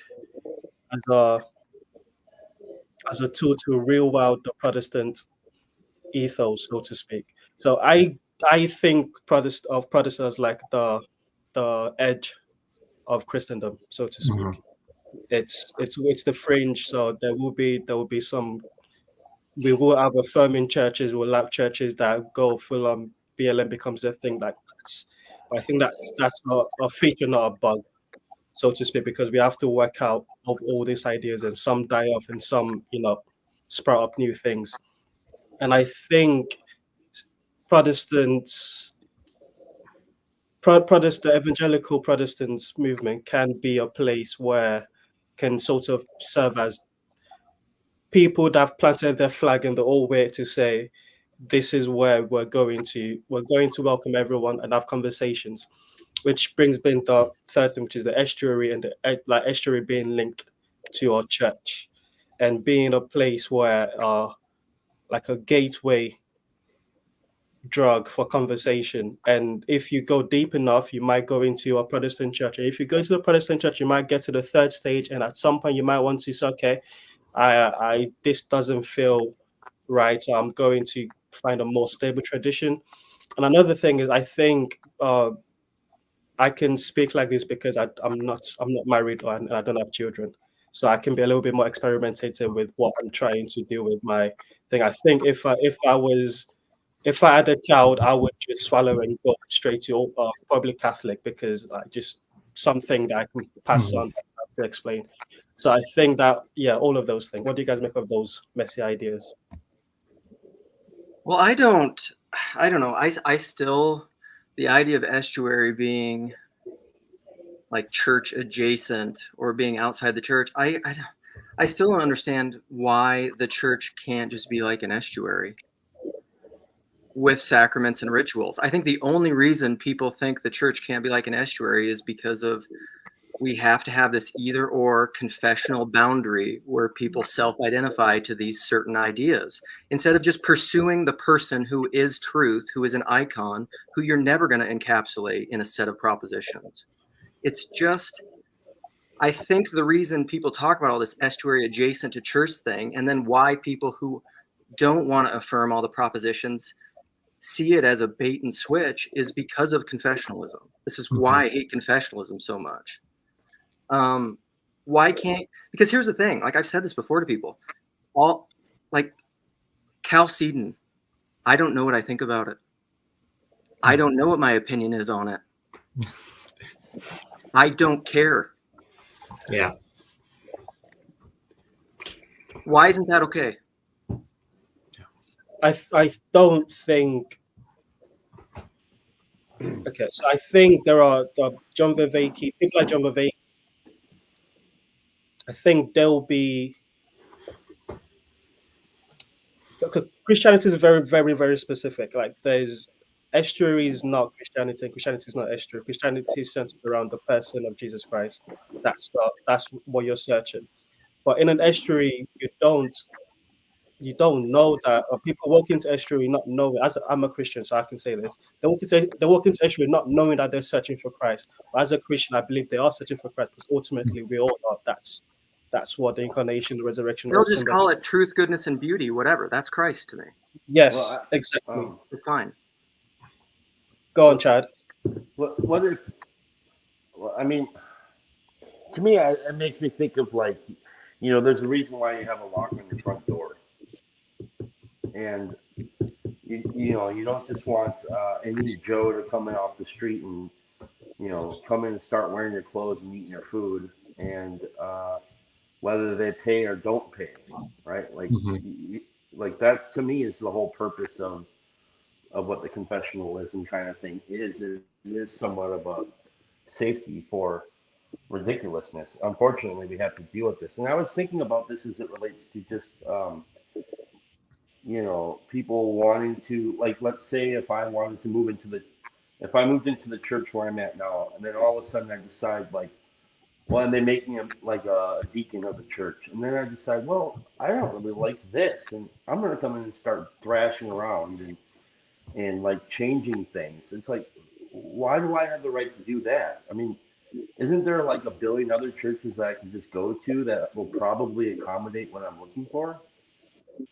And so that's why I think, and this is why estuary is explicitly not Christianity. This is why it's better off church adjacent. Because maybe like right now, if somebody came in here on this live stream and you didn't have a lock on this thing, and they just start like dropping like whatever kind of images that are ridiculous. I mean, there's a reason for it. I think it can go wrong, obviously, in the other direction, and I understand your argument in that way. But in this other way, I think that it's probably safer than not to have it. Yeah. But Chad, all your illustrations are behavioral. They're not self-identity to abstractions. I'd also add, like, I don't know what that means. You're talking about how people are behaving. If people are behaving in crude or lewd or divisive ways, which I would agree with you. That's why I've talked about that Frank Viola, Greg Boyd article on what is heresy. Heresy is how one behaves in the world. It is not how you relate to ideas. I mean, maybe it's how you relate to ideas. Like if you are not open to new ideas and closed-minded in that sense that you can't intellectually repent of things, maybe you're heretical. Because that's behavior. Where I did resonate with that, like one of the big things when Jess and I were doing Kansas City Estuary, when we had our little document, one of the things we said is, this is not church. We think that's important because there is a sense, like if you're going to come together in a common community, there has to be at least some boundaries. Like you have to have it. And at Estuary, you want everyone to be able to just talk about anything, right? As long as it's in good faith, right? Hey, you can bring this up. One of the challenges that Jess had, because we ended up doing it at his church, is some of the folks were church folk. Well, at the end of the conversation, we're going to tell people the right answer, right? And it's like, no, that's not what we're doing here, right?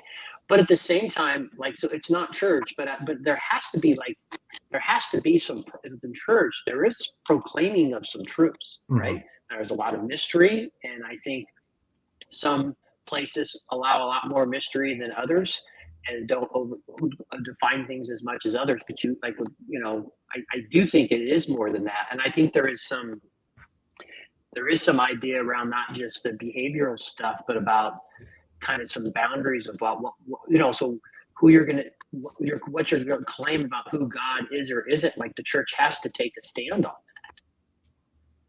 Yeah, I think. Go ahead. Yeah.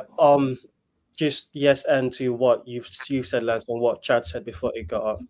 I also think that there's a weird thing in Christianity that Christ insists that you claim him and you claim him publicly, and I think that can't be something that Estuary sort of that can't be the tellus of every Estuary, that at the end of the day we claim and affirm. I think that's what a church is.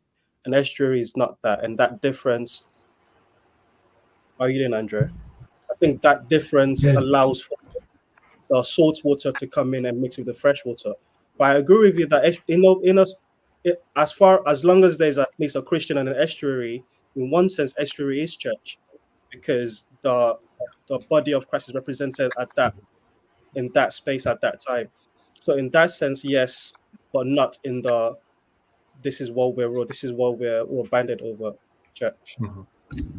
And I do think like there is a sense like, so there's a time and a place for everything. Like I guarantee anybody could walk into Paul, somebody from Sacramento could go in and ask him any question they wanted to ask him, and he would engage that person and talk about that thing, and so on and so forth. But then there's also, there's time and place. If he's doing a Bible study and someone's, in there just caught, really questioning all these things and rabble-rousing the crowd or so on and so forth, Paul would ask and allow a very broad range of people to ask hard questions in that environment, because that's just who he is. And I've seen a lot of pastors, priests or whatever, that would do those sorts of things. But there does become that point to where, and then by the way, there's an Estuary too. Like if you're a beef thinker or you're bad faith and all you want to do is argue and fight for your position and everything else, and you're not allowing the group to be able to have good faith conversation, then you shouldn't be a part of the Estuary. At some point, you do have to take a particular monster out who might eat the whole group. Can I ask a question? I'm just wondering why, like when I first jumped on, we were talking about different things, and now we're talking about gatekeeping. I'm just wondering why. Like how did we move? I must have missed the transition somehow. People want to keep the wolves out, the snakes. I think the gatekeeping is can Estuary and church, like can Estuary be church? And I think the gatekeeping was what Chad came in here to make the point about it is, it's like, hey, within a church there needs to be some boundaries set, Where I think an estuary, I think it's a much broader thing that you know. Really? A couple I of would have Yeah, said I mean, like in the, the Orthodox Church, the architecture of the church actually has this baked in. It's all baked in. There is an estuary in the church. Yeah, I was going to say, why can't we just apply the same metaphor of the fringe that we were talking about with the Protestant church and the everything else, and that Teo was talking about, and just apply that to estuary as well. I mean, it's realistically, I guess realistically is probably not. In my view, everything is within Christ. Like he holds all things. So, and like, I get that like the words we use are important, and the naming things frames them, and also sets boundaries. And saying estuary is not church is useful for people who do not want to be in a church but do want to talk. But at the same time, like there's like this secret hidden truth of that it is. I mean, everything is church. Yeah, like Callistos Ware said something that impressed me when I was first inquiring into Orthodoxy. I watched a lot of Callistos actually. And he said that the Orthodox Church talks about itself as the true church, but it doesn't believe that there's no salvation outside of the church. So it's like, what does that mean, right? A lot of people take offense at the word true church because they think it means that theirs isn't true, but that's not what it's talking about. It's talking about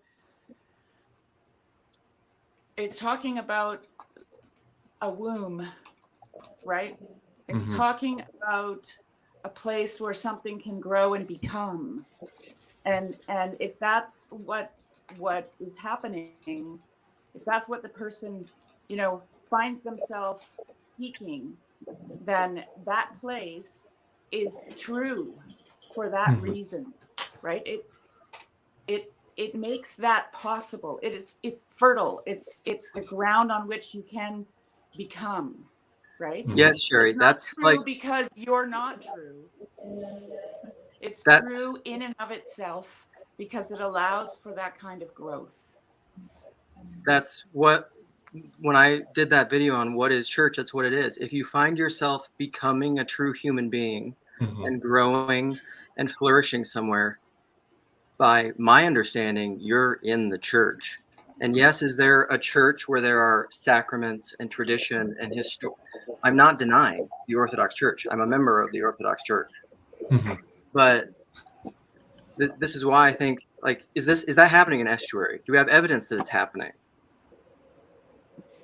Well, like, just quickly back to that, if you're in a place where you're, how did you put that, Luke?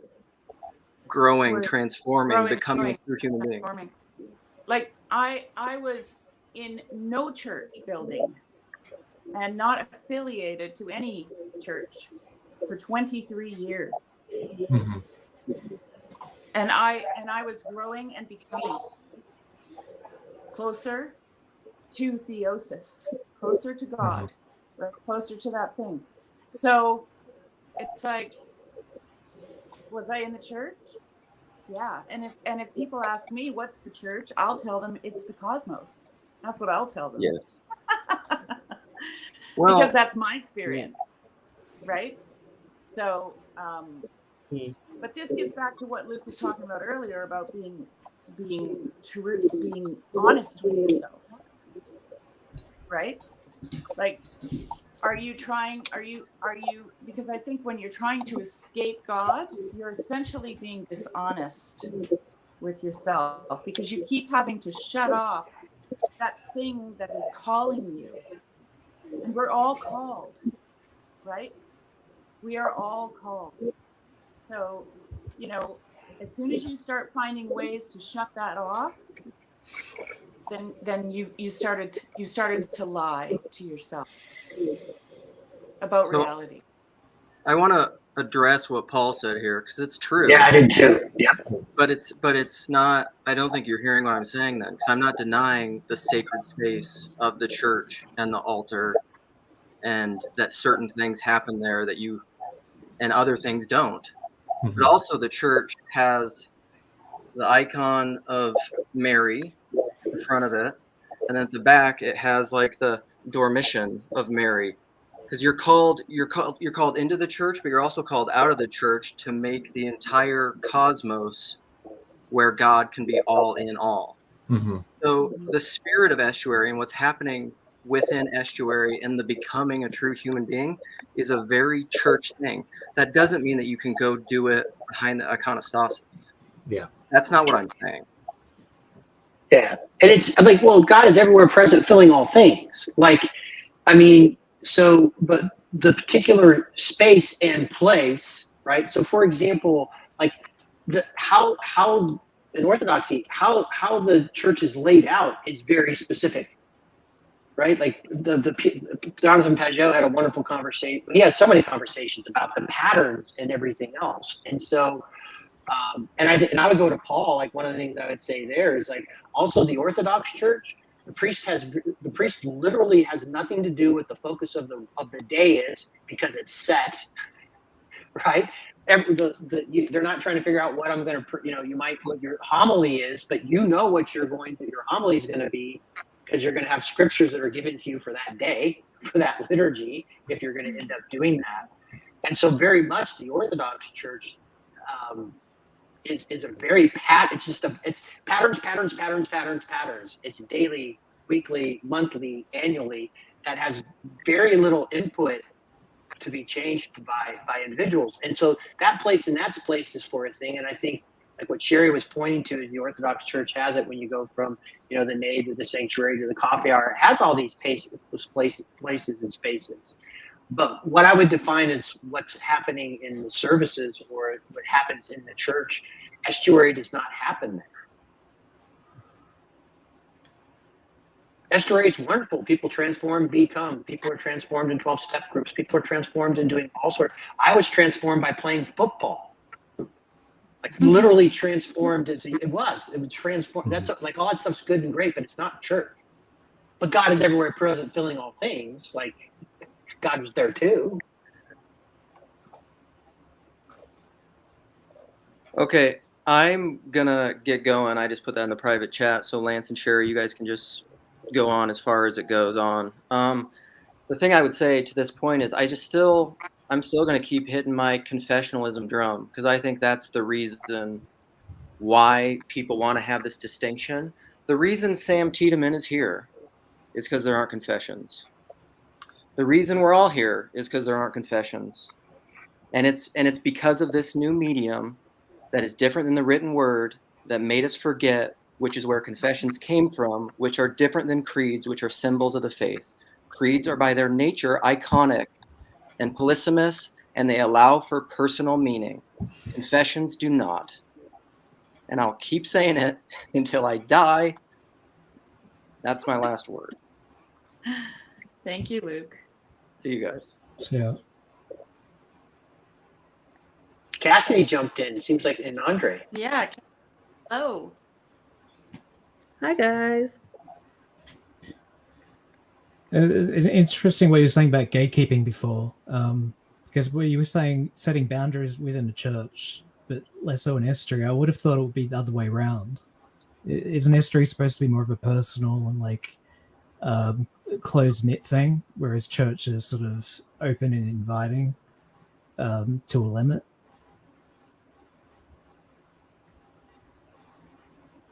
Sorry, Andre, can you repeat that? I think I missed a piece. Well, so Lance was saying something about gatekeeping and having boundaries within the church, but estuary was more open. And I would have thought it would be the other way around. The church is all inviting to those who seek it. But obviously there's a limit. Like you can't let murderers in or like wanting to cause harm. But estuary is like a closed-knit and personalized thing where people want to grow. I think both are the same. Like in Kansas, let's just say any estuary group, anybody's welcome to come. Like, and I think in church, everybody's welcome to come. You're just not welcome to stand up and do what you want and say what you want at any given moment or whatever. Like, there are just traditions and customs in any sort of space. And I think estuary is the same thing.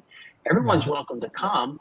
And, I think, for example, I would just bet it would take a lot to get kicked out of Paul's church. Like, he would let someone be there for a long time before, but eventually he's had to do that from time to time.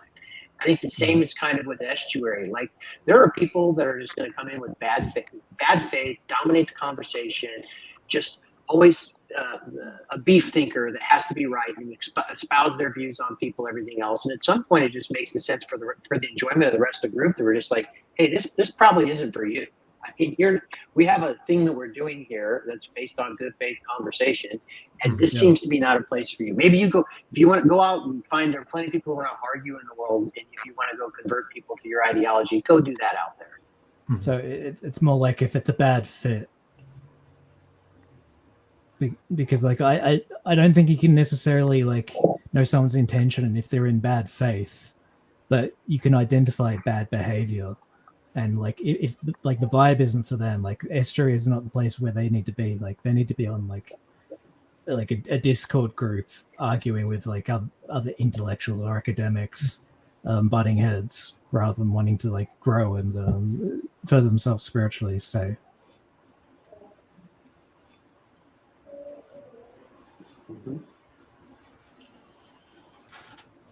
I mean, I feel like churches are very open, but they have more sort of order and structure in them, especially if you want to be some type of member or like good standing member, right? Like, churches have lots of visitors, and I'll talk to the Orthodox Church because I'm in it now, but anybody can come in and go to a liturgy. Everybody can take communion. Yeah. Like there are certain stages, and in Orthodoxy, it's really not up to you when you can start taking communion. You really do have to work with the priests and figure out how to get permission. And usually priests wait about a year so that you can see the whole liturgical cycle before he'll bring you in officially to the church. And, each priest is a little bit different, and each case is a little bit different because of what you know. But that there are certain structures, and this is why I find Paul's sort of description interesting, the difference between a walled garden and an estuary. Anybody can come in and be a good standing member despite, their beliefs, and there's not so many religious sort of bounds there. But if someone comes to the Orthodox Church, anybody can come to a liturgy, but not everybody's going to be able to participate in the fullness. And I mean, even myself, I can't ever be a priest. That's a restriction that I'm always going to have on me. Now, I'm not upset about that. I think that I understand why it is, but there's always going to be some of these bounds that I don't think should be as flexible as, say, estuary, which is not trying to create a religious tradition that is I think that's the key word right there. It's a formal, like you said, religious tradition, right? And it's a formal space. And I honestly, like, in my mind, I don't really see the difference between a rock concert and a liturgy, or I mean, I do see a difference, okay, but as a formal space. Not everybody is allowed on stage. Yeah. Not everybody can try, the 3 chords that they know how to play on so-and-so's guitar, right? Yeah. Because you can't have all chaos. You can't have all chaos. Yeah, and the people who are there to watch, they paid to see the band, not some Joe Blow who thinks he knows it all, right? So it's like, or even, like the prayer breakfast at the White House. Okay, if you want to put it in a religious tone, not everybody gets to sit at the front with Obama and Biden and whoever else got invited, right? And eat their food, right? Like there's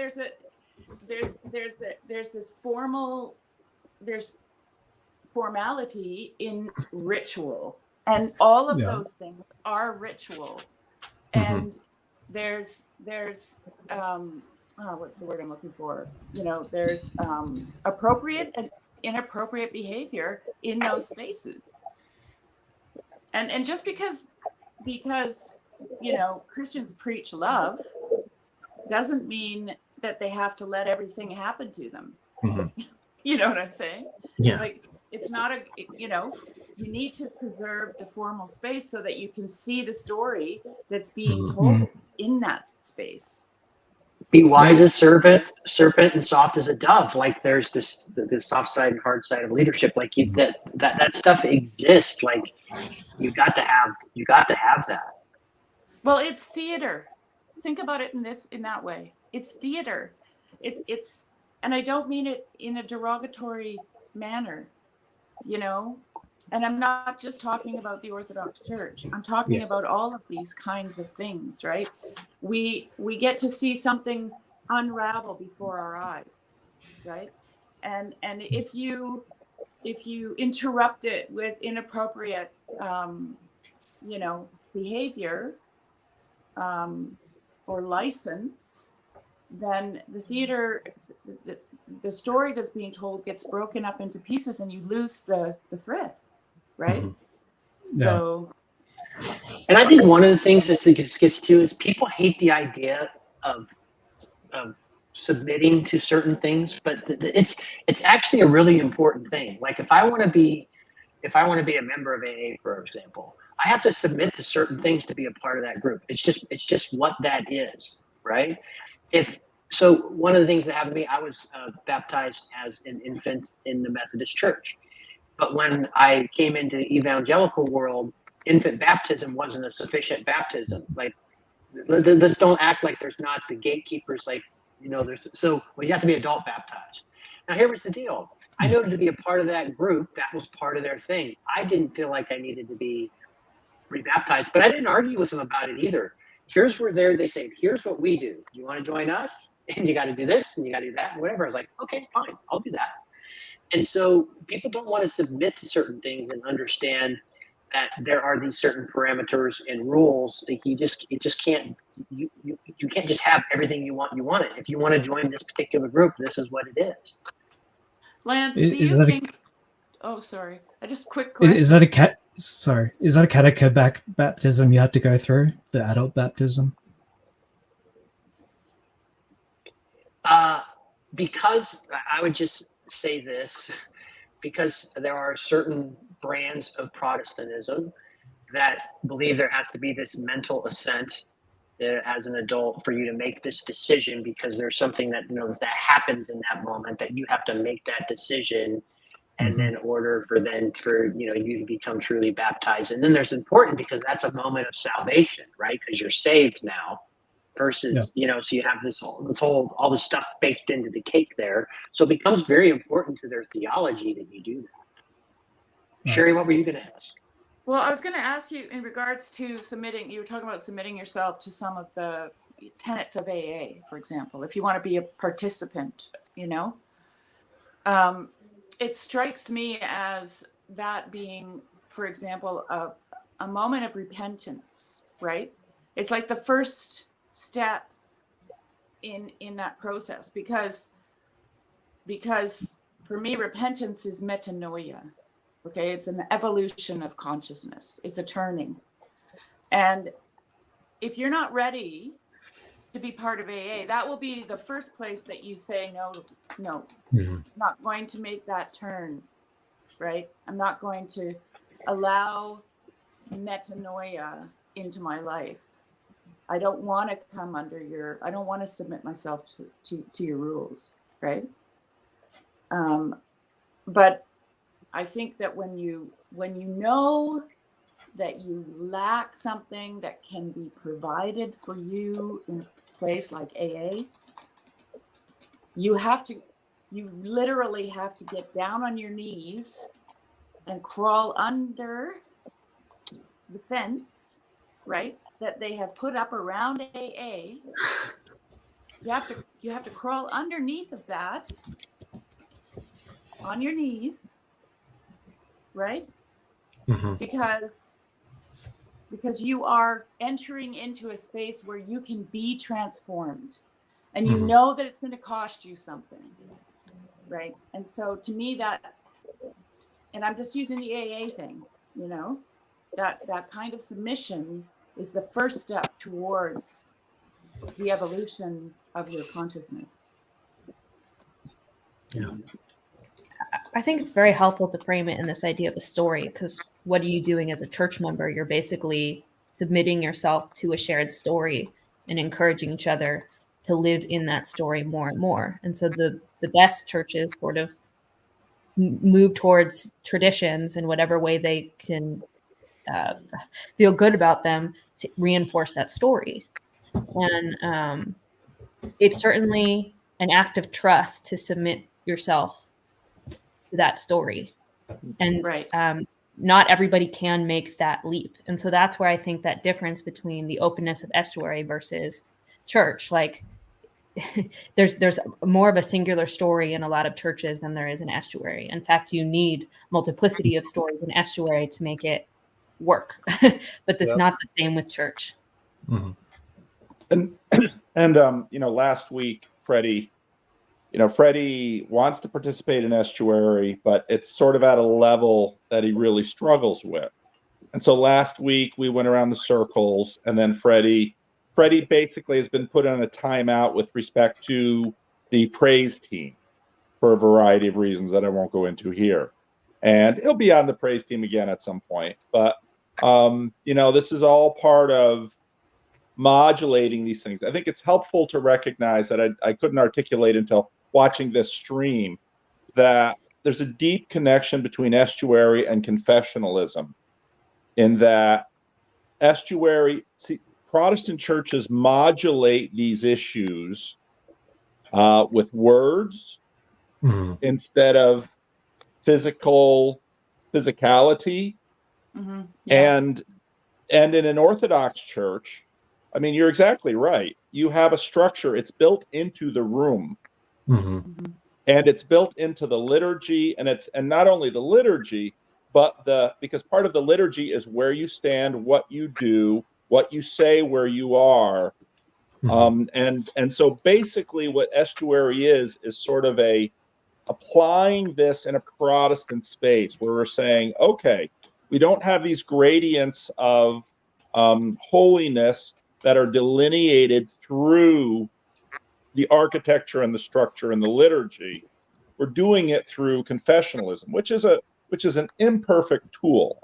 You will not get me to not agree to that. Confessionalism is an imperfect tool, but it's helpful. And Sherry, when you talked about all of those years outside the church where God was working on you, I thought Lance put it beautifully, because God is everywhere.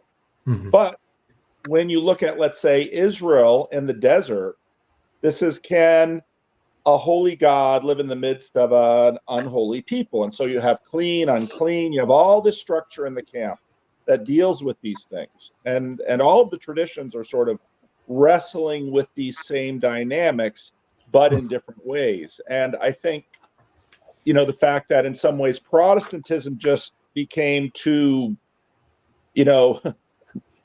it just kept floating up. That's part of the reason this move back down to Orthodoxy and Catholicism with space, physicality. And so I see the Holy Spirit working through the church in this way, continuing to refine and adjust as the church and the world, as God continues to do his work of on earth as it is in heaven. So, but this has been an absolutely astounding, amazing conversation about orthodoxy and estuary, and super helpful to me. I just want to talk to Andre's point, then I got to get out of here too. Andre's point about the personal, I think, was also a really good point too, in that orthodoxy or estuary is funny, because on one hand, it is very open. It's not completely open. Freddie, I had to tell Freddie, now's not the time that we're going to discuss, why you're on a timeout with respect to praise band. That we can have that we'll have that conversation later in a different room. So Freddie had to learn that boundary. But at the same time, Andre is right in that estuary groups are down to 6 to 8 people. So in that sense, they're more personal. And Sherry was actually very right that, you know, anybody can walk into an Orthodox church and observe the liturgy. But, you know, then Cassidy said, and if you want to, you know, partake in the Eucharist, if you want to go up these higher levels, well, then there is submission involved, and similar things. But I think it's helpful to understand confessionality in a Protestant way is a way of addressing what Orthodoxy does with liturgy and architecture and all of those things, because they're very much analogous. Yeah. Yeah, actually, Paul, I always saw the estuary as the narthex, actually, in the Orthodox Church, right? Yeah. I always, and it's interesting because in iconography, there's always a door of Pentecost, right, that is open, and that is also where the estuary flows in to the church. Right. But part of what we're doing with the estuary protocol is that, and Protestant churches have a narthex too. They don't often call it something. You know, they all these fellowship of Paul, yada yada yada. Yeah, part of what I think we're seeing now is we can no longer sort of assume that people off the street are going to know how to fellowship in that way. And so what estuary does is creates a protocol that can sort of, so that's what I'm seeing at 9 a.m. At Living Stones, where we've got some of our older members, some of our newer members, people who are not members, and they're getting to know each other. Whereas, you know, having a donut after church and a little bit of coffee wasn't cutting it. Wasn't cutting it. Paul, just a quick question. Do you think that estuary has become a necessity because in general, in the culture today, people are just at odds with how to speak to each other? I think it's part of the fact that if you think about a medieval church, the church at the center of the town, everyone in town, the women are washing clothes together, the men are doing fields together, they're watching sheep together. You had this level of community built in via survival that you could just assume. Or men were doing business together. In other words, what's happening during the week sort of gets highlighted then on Sunday. And so you have this dynamic of back and forth. In our world, people are, you know, how many people are doing, you know, working at home, but they're not, you know, they're on screens. And so we're just way too fragmented. So estuary is a way to say, we're going to take these group of people, and you know what? They're going to get to know each other. And that's going to take work, because the times that they used to get to know each other, they're no longer together. Yeah, that's good. That's helpful. When you speak about like rising to another level with the Eucharist, is that only for Orthodoxy that like you have to like undertake the liturgy for like a year, as opposed to Protestantism? I thought Protestantism, you just come in and take the Eucharist straight away. It varies. It's all over the board. There's open table. There's have to be a member. So you've got to figure out what tradition you're in to figure out where that's at. Right. And I thought Tayo was dead on right about Protestantism is a fringe, and fringes are important. Yeah, I thought that was really good. I think one of the things, I'll come back here, Chad asked this specific question, Lance, what would an estuary sponsor look like? That was the thing that I've struggled at. So he's taken from an AA world. So we see these patterns. So at AA, you can have a speakers meeting where someone goes and they're dynamic and they're the charismatic pastor type. And it's awesome. And it's fun. That's good. But then you go down and then there's a meeting. where there will be 10 to 20 people, and then everyone can kind of share their story, but you're mindful of the other people's time, and you can share anything, but there's some stuff. And then you move down the line, and then there's a sponsor, which is a disciple leader, right? So Sunday church is fun or whatever, but then there's small group, and that's more powerful. Then you get into a sponsor or a disciple leader, and that's where the rubber really hits the road, where you can really take the mask off. You can share those things that maybe shouldn't be shared in a group of 5 or 7 people, because maybe it involves your spouse or something, and there's this really troubling thing. That's where you can get in and you start doing the dirty work, and you start living it out together. So in estuary, Chad and I can't help map onto what we know, and so estuary is like the AA meeting, where it's good. You can have some conversation. When estuary really gets good, people start taking their masks off, and you start sharing some really vulnerable things because it's a safe group. And now we're really getting into conversation. But then how do you get down to that disciple level, to use church terminology, or sponsor level? So estuary, so what does that look like in estuary? I think we also have the big, the conferences or like the big meetings, right? So we've got the big meetings down. We've got the smaller groups, which is like small group, but how do you go down to that next level? Because what Chad knows is the magic happens at that one-on-one level. I think, sorry, Paul can answer, but I'm just going to give my own perspective really quickly. I think that happens. So if you read the Google Estuary Protocol document, John Van Dyck includes in it that the end goal of estuary is friendship forming. And that's how I think that happens. So I think, like you rightly said, in an estuary meeting, there are certain things that might be inappropriate to share with everyone in the group. But what happens is you find with people sharing their story, people click with each other, closer than or different levels with everyone else in the group. And the closer you get, the more you're willing to share with that person, and friendship develops. So people speak outside of the estuary meeting. And I think in those circumstances, that's where the vulnerability can be at a different level. For example, I'm currently streaming from the home of Liz, who I met through estuary, and there's now a friendship that's gone past just the estuary meetings, such that I'm now a lodger in a house. I think Tayo nailed it. And you too, Lance. I mean, that's exactly right. So basically what I did with Freddie in the estuary meeting, to just kind of say, Freddie, I appreciate your feeling really a little pinched because you were put on a timeout with respect to praise group. Now's not the place. And then, Freddie and I have a conversation. It's helpful to also understand priesthood of all believers, this Protestant move in the light of this.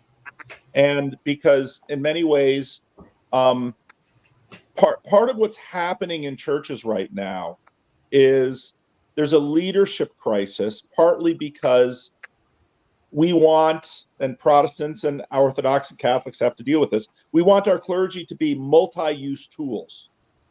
We want them to know theology. We want them to be able to have, good interpersonal skills. We want them to be able to do confession.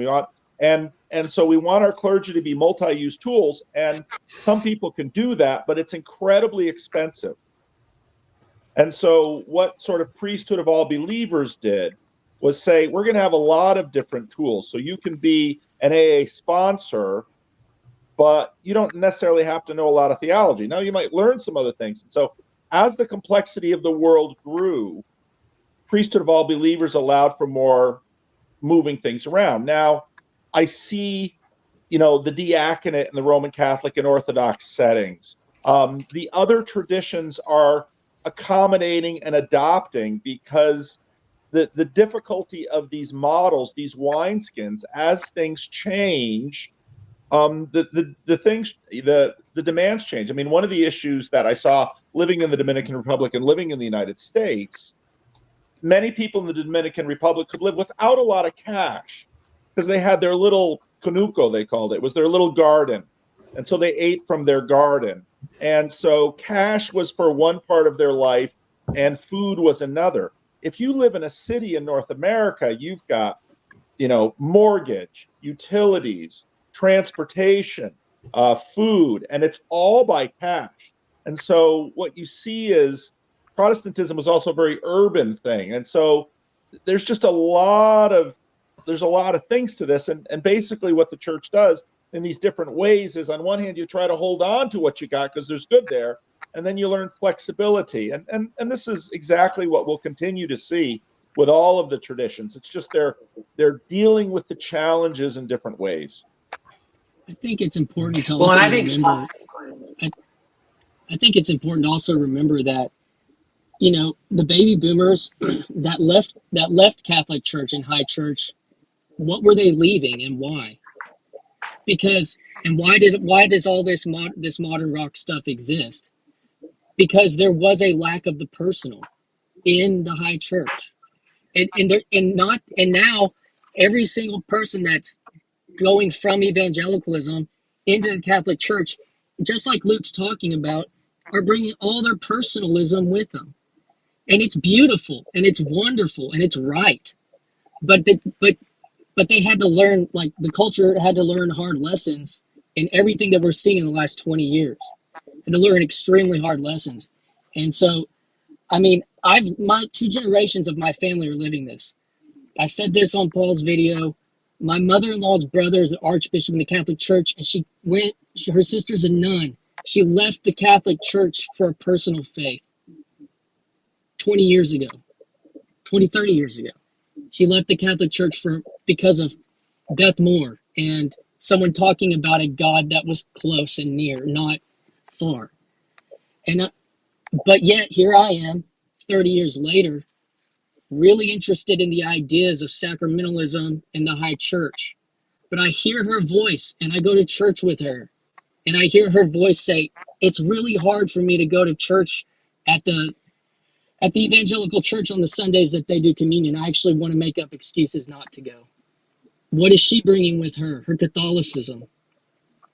And so, you know, I think, and how many people 60 and 70 years old that are going to these mega churches that were Catholic when they were 5. So I think it's not one or the other. It's like, it's big cultural shifts. And you're seeing it go back. And Paul, one of the things I'm realizing, so I was brought up in the Methodist Church. Well, I love so much of Wesley. Like, there's a lot of orthodoxy in Wesley. Like, so there's a reason I was primed for a lot of orthodoxy in my Wesleyan upbringing. Okay, so I have to be very honest about that.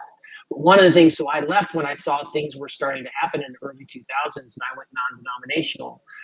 But what I'm really realizing is there is such value in vocational priesthood and pastoring, because again, we talk about boundaries. Like there was a consistency to a Methodist pastor, and in fact, they all were kind of very genteel, quiet. There was a Methodist pastor type. You know what I'm talking about, Paul? So I, as a young charismatic guy, is like, I love going to church.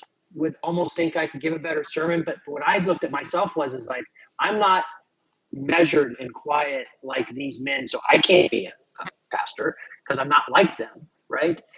Which if I'd had a conversation with them, they would have had a totally different conversation with me, but that's just what I thought. But when you lose the vocation, which is secret church, you better be able to put butts in the seats and produce a budget or you won't be around.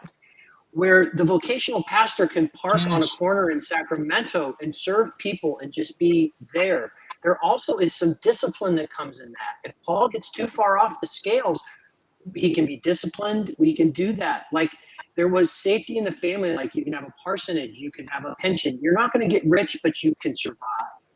The collapse of the main line has created this ultimate wilding of Protestantism that I'm not saying this because I'm an Orthodox. It was house church. I was seeing these problems and watching these things happen and was struggling to figure out how do we address this.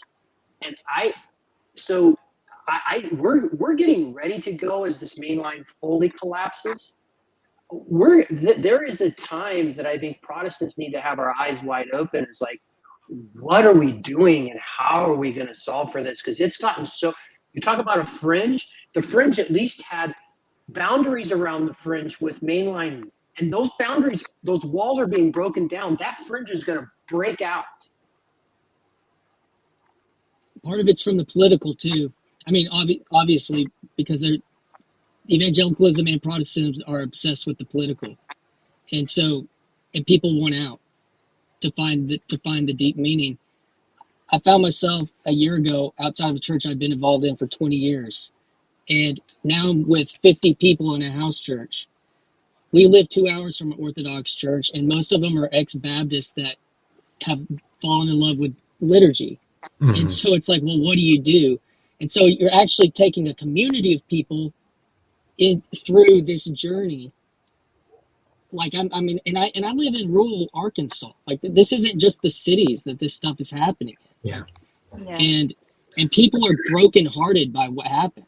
I mean, you could basically map the rise and fall of Mars Hill onto a church of 300 to 500. So like, what are we doing? And we are in the wild. And I'm going to Symbolic Meaning Conference, not because I think in my heart I've got to be Orthodox, but I need more tools to care and to understand this faith in a way that's going to stand up against out in the wild, I guess. Yeah. I linked in. I just wanted What? to. Sorry, Paul. I just want to take the opportunity to welcome Wesley. He jumped in here and he hasn't said a word, and nobody's actually acknowledged him. So I just wanted to say welcome and just jump in, Wesley. Like if you because this is how this goes here. Just jump in, interrupt. Okay. Thank you. Go ahead, Paul. Just one more point. In Twitter, I dropped in Mere Orthodoxy. Jake Meter wrote a post, which was just astounding, from a Reformed, where he compared Keller and Piper and Carson, and how this older generation had, exactly like you said, Lance, had 20, 30 years of time in the wilderness learning basic pastoring and the institutions they built. And then the Xers like Driscoll and a few others, one of whom killed himself, who they just sort of flamed out in this world. And so you read all the way through to the end of the document, and he notes that what's happening now, it's exactly like you said, Lance, exactly like you said, Christian. There's a rewilding going on.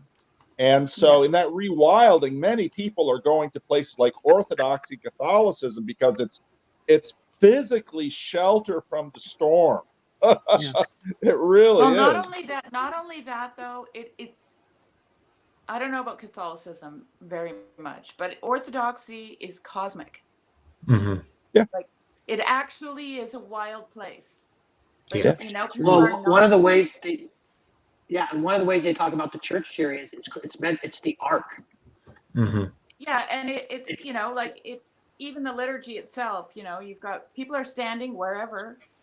There are places where they don't stand, but everything else is up for grabs. And, there's kids running around and people bowing and kissing icons and, and then you look up and it's a dome full of stars with the Lord of Hosts overhead, right?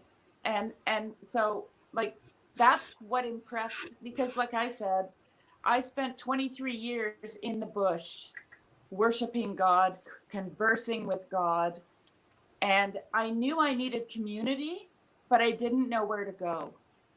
I didn't even know the Orthodox Church existed. And then suddenly I found the place where I always was. Mm-hmm. This is the thing that really shook me up. Like I never had, nothing changed in a sense, except that I had community. And I speak as if I go to church every Sunday, and I don't, because I don't have one near me, right? But I have my icon corner, and I have the dome up over my head. Like when I step outside, I'm in church. And I'm going to cry. I got to run, people. I thought this morning's live stream was just absolutely amazing. And so thank you all. Thank Luke for initiating it. And thank you all because to me, this is what we're doing right now. This is why I'm here for it, because this is so helpful for me. And I think it's it's helpful for a number of us. And this is small still, you know, these live streams are 20, 30 people, which I think is beautiful. But anyway, God will continue to be faithful and work through his church and all of this. So thanks, Paul. God is good. See you, Paul. Wesley, would you like to join? You popped in. Telling the Vision, West Curry, Huntington. Is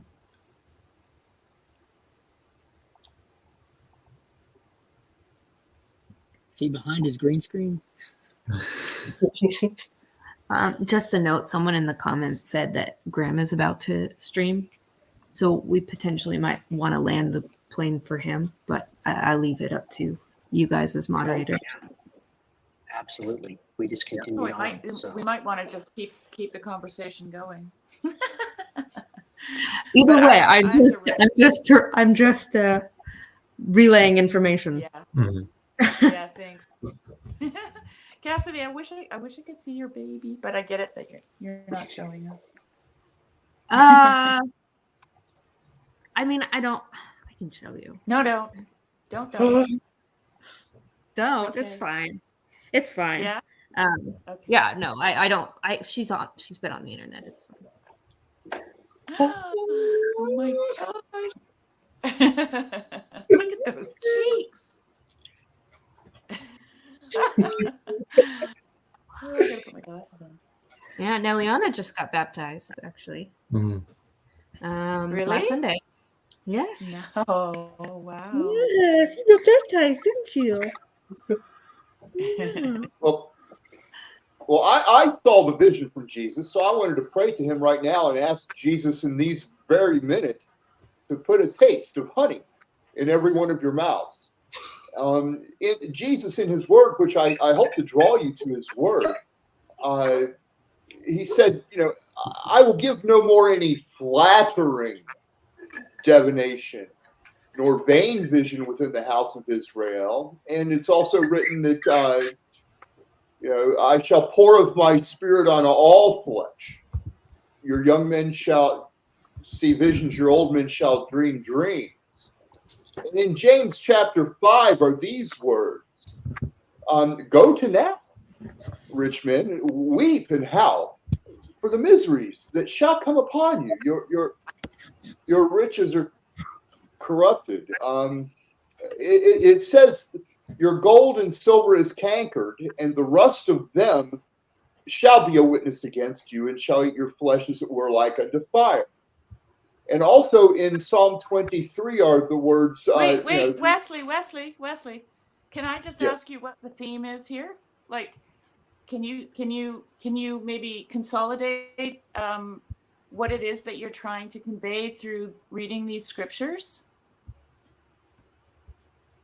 Yes, in James chapter 5, in Psalm 20, in Psalm 23 is a valley in the shadow of death.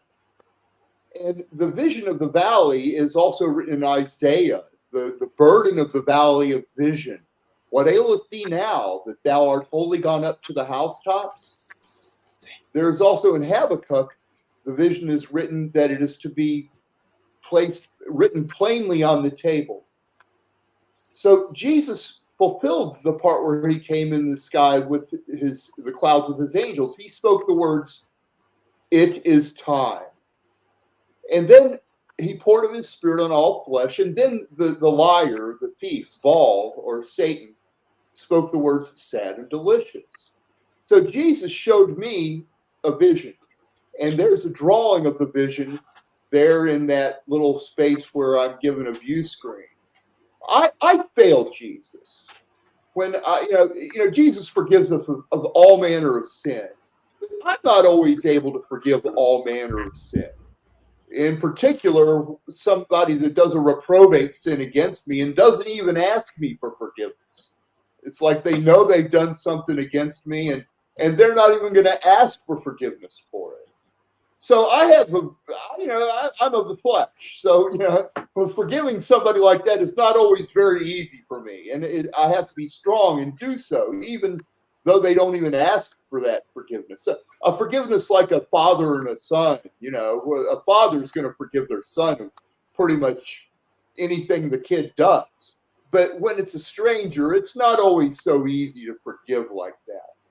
So in the vision, Jesus showed me, like he wrote in James chapter 5, gold and silver is cankered, and the rust of them shall be a witness against you, and shall eat your flesh as it were like unto fire. When I don't forgive, I'm like a foot that is cut off that doesn't bleed. And when I am double-minded and I am double-tongued, I am like two little creatures, one of them cutting off the foot, and then the other one lifting its hands and smiling like it was a religious thing, and nothing was wrong, and yet no words were said. And when I don't read the Bible, I'm like a square pit. And when I make an ultimatum or an unfriendly order, I fail you. And when I fail you, I fail Jesus. And that's the meaning of the unknown depth in the pit that Jesus showed me. And I make the error, being a feeble man, of blaming and accusing. Sometimes just in, passive conversation and chit-chat with people, we start talking about things of common nature, of sport and politics. And I find myself trapped into the devil's way of blaming and accusing. And when I blame and accuse, I fail you. I fail Jesus. That's the meaning of the full moon. And often my faith is a branchless faith. And when have a branchless faith, I'm like a straight branchless tree in a row with other branchless trees. And there was sand in the pit in the vision Jesus showed to me. And the meaning of that is, what shall it profit a man should he gain the whole world and lose his own soul? Or what can a man give in exchange for his soul? I looked, and the water was still in the middle of the valley. And it is the still waters in Psalm 23. And there was a crooked path of spinning cankered gold and silver in the vision that Jesus showed to me. And the spinning means I have failed Jesus, and I fail him whenever I do magic or wizardry or sorcery or witchcraft. Now, what is magic, wizardry, and sorcery and witchcraft to Jesus? I'm not talking about what they are to the fictional fantasies and fables of movies and stories. Magic means watching too much TV. Sorcery means using a drug without a doctor's prescription, using a drug for pleasure without a doctor's prescription. That's what sorcery is. And witchcraft is being sluggish with the Holy Spirit. And wizardry is if I were to try to sell Jesus for money, if I were to try to make money off of Jesus' name, that's what wizardry is. But it's also important for us to tithe anonymously, not putting our name on it. But I haven't always tithed. So Jesus showed me bright green leaves on the trees that mean that I have failed him by not anonymously tithing 10% of my wealth to those who need it. So I told this vision, and I believe it is the vision that Jesus appeared to everyone on earth and all nations and said to tell. And I fear that you may have been fooled by the devil. He's a very powerful, bad guy. And I believe he may have tried to tell you, don't tell the vision. And I believe the devil may have tried to pervert the word of Jesus in you. The words in Isaiah that Jesus said. Hey, Wesley, who are you talking to? Can you hear me? No, I can hear you. You're making accusations that we feel like we've been deceived. No, I'm not accusing you. I'm trying to make you aware that you will put up the good army. Who, me personally? Yeah. So Wesley, what about our conversation? We've been having a conversation here for 2.5 hours. The devil wants to stay in disguise. He doesn't want you to reveal that he said to you, "I will turn and toss you violently like a ball." And I just want to I want to help you that you don't confuse that and think it was God that told you that. Who's you? who's the you you're talking to? Because we're having a conversation with the 7 people in this room. Who's the you? Jesus, would you shine the light of your revealing upon everybody's hands on earth in this minute? Now, if you see an ash in a spiritual nature on your hands, you are not baptized. All right. Well, Wesley, would you like to participate in our? We appreciate that. We gave you a lot of room there to share what you wanted to share. Were there parts of our conversation other than kind of talking about this vision or kind of speaking there? Would you like to participate in the conversation? Because I think that's what we're here for. Sure. Well, this is Jesus said it is Seems time. like you're giving us a bit of a sermon. Wonderful. I love your Jesus earnestness. said it is time about this vision.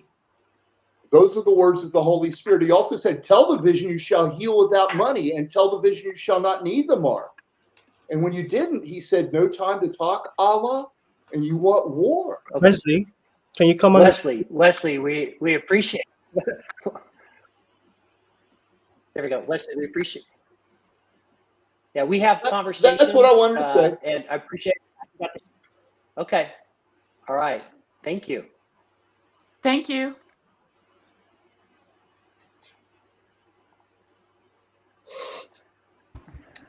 All right. Hey, estuary, where lots of people meet. Amen. Here's something that I want to bring up. Oh, do we have to go? I'm just gonna sign off, guys. I have to go herd some geese. They're hanging around my house, too close to my house. All right. See you, Sherry. Thank you, Sherry. Bye. Here's something I want to bring up to kind of go ahead, bring it Cassie. back around to the conversation. And you know, I don't say this to be contrarian. It's just in a lot of ways it's like the thing I'm wrestling with myself. As much as I think there's so much good coming from converts into Orthodoxy, I also wonder what is the danger of that as well. If we're not taking responsibility and understanding what that means of becoming part of the church, and where is that place, and how do we wrestle with that sort of process? There's a lot that's compatible. Probably with all the branches of Christianity, but particularly Protestantism and Orthodoxy.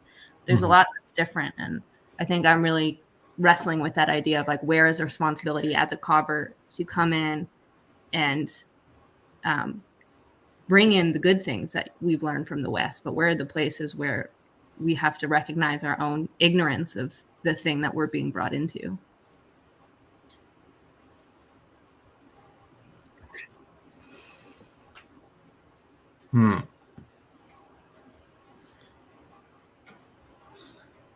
I don't know. I think I'm in a unique position in that I just think I'm ignorant of everything. And I think, I mean,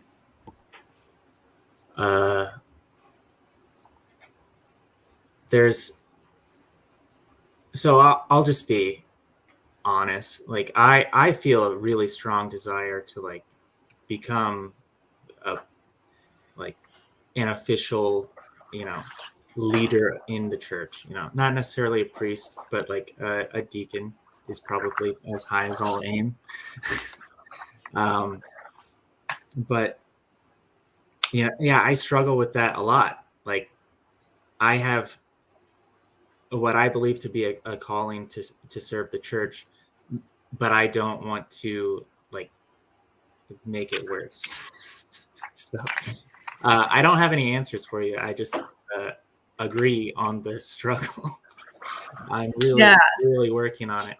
And I mean, I guess I bring the question not to necessarily say, oh, I need an answer. Mm-hmm. It's just the things that I'm questioning too. And the thing I think sometimes on the online spaces, we don't talk about because we get so excited about what Orthodoxy has brought us and like the beauty that we see in it.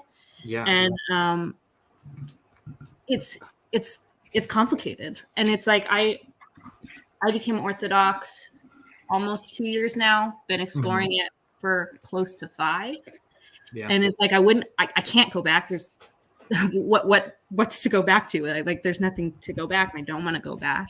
Mm-hmm. But you definitely, I feel that wrestling of the recognition of I'm learning a whole new culture, and I'm Yeah. I'm in some ways having to assimilate to it. And there's a lot of good that comes from that, but then there's a lot of hard things. And like, I think for me, it adds on top of that because I'm literally in a new culture, also being in the Netherlands as an American, trying to learn a new language. And, you know, the cultures are similar enough, but, you know, there are all these differences. And so how do you take the right responsibility in that? In what places do you hold on to the old version of you and bring that into this new story? And what places do you die to yourself? Yeah, I think that's a good question. Like for me, this kind of goes back to my thing, which I think people hate the word obedience and they hate the word submission.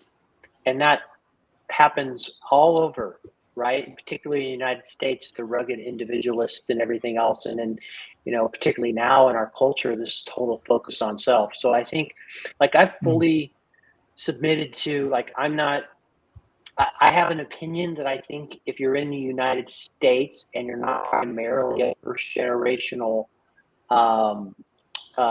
church parish, I believe you should be doing most of your liturgy in English. Why? When Orthodoxy went to other places, they immediately translated the liturgy into that native tongue so people could understand, because the words matter, the liturgy matters. Now, there's some pushback on that. That being said, I have that opinion. But if I go to a church and that's not their thing, I can decide whether to stay there or not. But it's not for me to tell them what to do with their parish. I mean, they can make those conversations. Now, having those conversations like with the priest or whatever outside, I'll share honestly what I think, but I know it's not my position to say anything. I think like when Richard Rohr and Jonathan Pajot had a great conversation, and Richard Rohr gave some advice to people about not trying to change anything about, you know, food, this, that, or the other. And he would probably say me talking about the language that's being used. I think there is some of that submission. But what I do try to bring, and so this is where I get to your point, Cassidy, is I'm a generally excited person, and I'm passionate about things, and I'm passionate about what I'm learning and experiencing. One of the things I brought to myself, like when I see someone new, I go introduce myself right after the service. That's a little unique for some Orthodox parishes, but I want to be welcoming. And generally, I ask the question, the same thing I would ask here, like in the estuary, is like, what brings you here? And quite frankly, mostly it's I've met tons and tons and tons of young people, particularly mostly young men. It's some amalgamation of Jordan Peterson, Jay Dyer, Jonathan Pajot, like that. They found it here, and now they're seeking the place, and they're fascinated that I would even know who these people are, right? I also participate in all the weekly events. One thing Protestants are good is they'll show up on a Tuesday night for Bible study, and then they'll, if there's something on Friday, they go, and if there's Sunday service, they go to that, and if there's something, I go to all the services, and that's rare. So bringing our enthusiasm for this, I think what some of the cradle folks are realizing, even within a parish, are like, wow, like they're living, like they can see that. Right? They're like the excitement and that enthusiasm are things that you can bring, and trying to set up community, like literally having people over to your house for dinner and not just participating in things at church, like those things we naturally do so well, but you can do that so organically, right? I don't have to change anything about what the church is. So I just try to bring what I think are some of the best elements of that into how I'm living that out. And my priest has encouraged me in that, or my priest in Kansas City is still trying to figure out what we're going to do here in Houston. But I would just bring all that to it, and I don't need to change them, but I can be authentically me when I'm there in Orthodoxy. Just quick comments on what Lance just said. I think that's what my line of think. I'm not Orthodox, but I think. Sorry, probably better to ask you this, Cassidy. What are the similarities between your assimilation to the Netherlands and your assimilation to Orthodoxy, and what are the differences?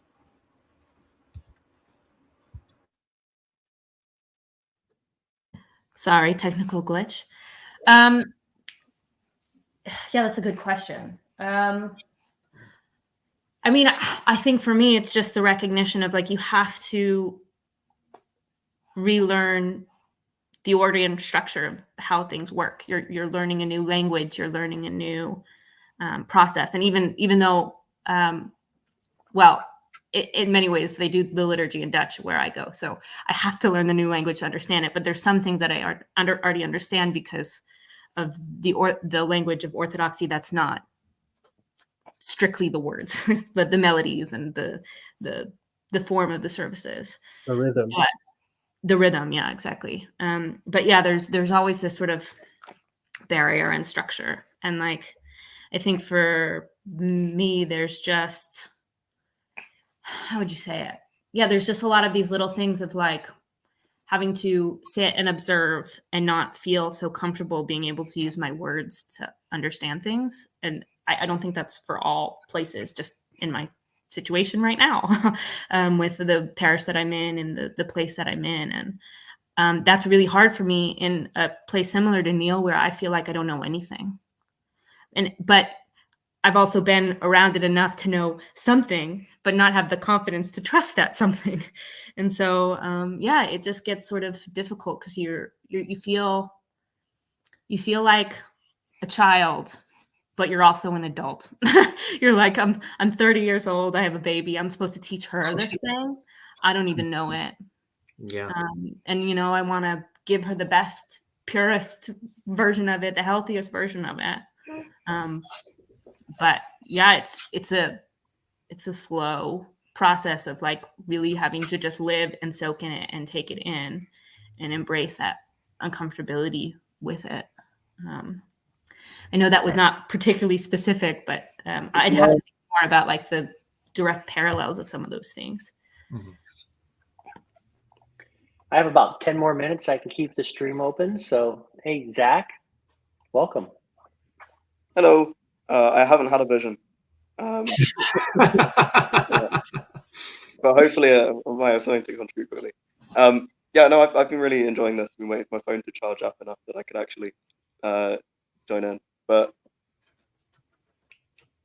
in terms of what, so I'm a convert to Orthodoxy as well, so I wrestle with this from a different background because I wasn't an evangelical before. I was like a high church Anglican. As a broad thing, it's the experiences that we bring with us. Because if anyone comes in with like an idea in their head trying to reform the church, then they're obviously not really coming in with the right mindset. But if you're coming in with your own experiences and telling them to people, the effect that has is immediately evident. In some ways, it sort of bolsters a lot of confidence in people that are maybe worried about what one of the big themes is people worried about their children abandoning the faith is something you just hear over and over again. Yeah, it's people going, they're seeing everything in the culture and going, how do I keep my children? How do I keep my children? And seeing people in their 20s come and join and saying, hey, yeah, no, we think this is true. They're sort of blown away and go, wait, what? Really? I thought my children were going to leave. And it helps them not be as panicked, actually. Helps a lot of calm into the space. Zach, whereabouts are you? I'm in Dundee. So not very evident from my accent, but moved up here a few years ago. You're London, right? I was, now Manchester, probably back to London soon. But yeah, I think I went to a local Methodist church not too long, and probably the youngest person there is probably in their 60s. And I showed up with my do-rag, just sat at the back. And at the end of the service, the man that was doing the tech came up to us, come up, let's have a cup of tea. And we had a chat, and it was so, like you said, they feel a little bit vindicated about, oh yeah, this thing is still going. We're not the last generation, sort of. And I think I can only imagine that that effects also happen in Orthodox churches. Yeah. Have you been to St. Aidan's in Manchester? No, I haven't. I'd recommend it. Pop along. They're nice people there. It's at the Antiochian Archdiocese. Okay. I went once. It's nice. So have you? I've not been on a live stream with you before yet, Zach. So how did you find yourself into this little corner? You've got it sounds like a Anglican to Orthodoxy. Sounds like you had kind of a journey here over the past few years. Yeah, I mean, I've watched a lot of PVK for far too much than is healthy, so I thought I'd better speak as well as just watch. What prompted me to kind of join the Discords and join live streams was listening to a lot of Jacob's conversations. I like engaging in Jacob's Discord and being around those conversations because I find them really interesting.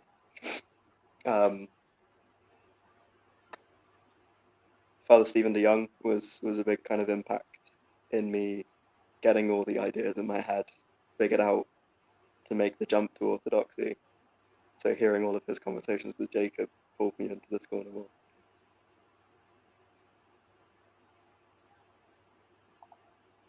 I love hearing that because it's obviously PVK, but a bit of a unique path because Jacob's channel has a very unique vibe to it, which I love too, by the way. And quite frankly, Jacob has so much genius. He's the one who kicked off these live just chattings. I mean, he kicked this off and has been a really amazing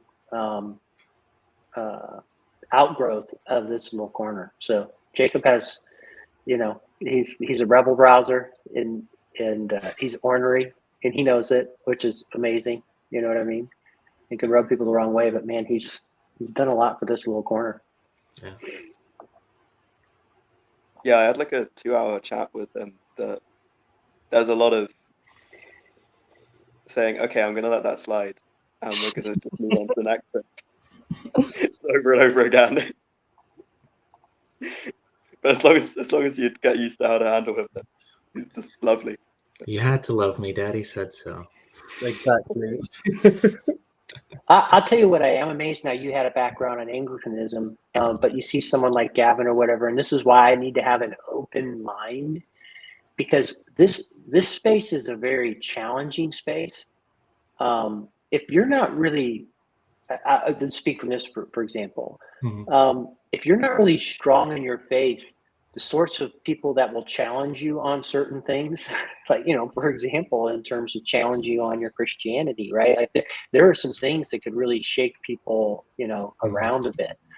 And then, to some extent, if you're, let's say you come from a totally secular background and now you're finding your way and you think you want to explore Christianity, being exposed to, deep, hard things, and people are all over the board on it. Trying to get your head around that can be, it can be really, it can be really confusing. Sometimes there's some simplicity of just when Paul or Peugeot say, go to church, which is, that's a simple thing. Like, just go to church. Like, what's the one closest to you? Just go to that church, and just start just get into it, because, for me, and, I've done that. I got challenged on, I mentioned earlier on a voice chat with Sherry and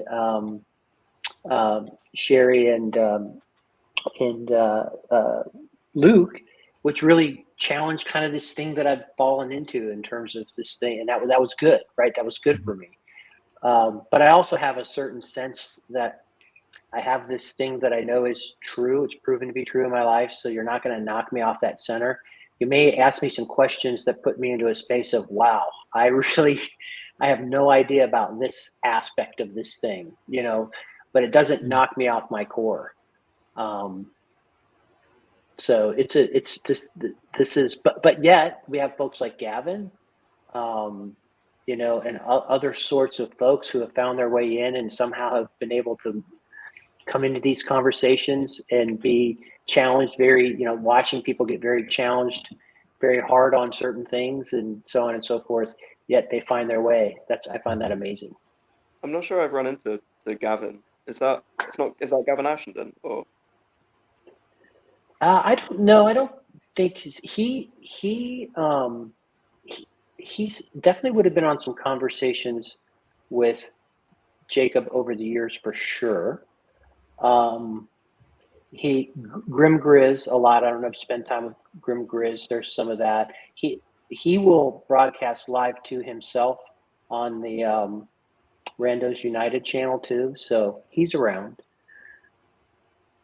I'll check him out.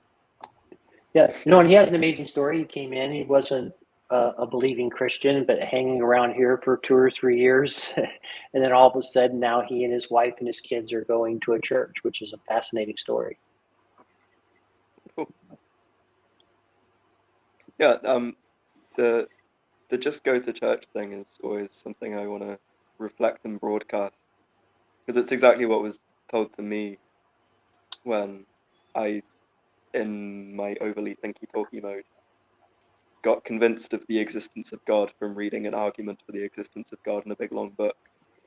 And then asked the guy that had, the Catholic guy that had recommended this book to me. I sort of sat him down for lunch and went, I think I believe in God now, what do I do? And he didn't say, okay, well now you have to accept all the articles of the Catechism of the Catholic Church, and I'm going to make you a Catholic now. He said, be authentic to something, follow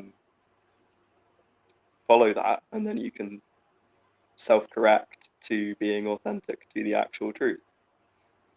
To be authentic to something, then it sets you on the path. That's what I did. Mm-hmm. And that's like, to some extent, I've always pushed back a little bit when people talk about this not being real life or whatever. We just have a new mom who found her husband through the Discord channels and stuff here. And so it is real life. But what I think a lot of these things have done, and you've seen it play out, is that conversations are had here. There is real life stuff going on. I've gone one-on-one with people offline in very personal conversations, but this allows people to have that space to, have conversations for meaning making or whatever they want to do. But then eventually you can go plug in right where you live. You can go, find a church or do a thing right in your community, I haven't met any other people in Dundee on here. Lance, my husband would like to clarify that I did not become a new mom through the Discord. That is true. We need to be specific in our words. Absolutely. All right. Well, this has been a wonderful conversation. I was just going to pop on to hang with Luke, but a lot of folks there have been a long time, so I've been on. Sadly, I need to actually get some work done today. So yeah, me too. Wonderful to see you all. All right. It's great seeing you again.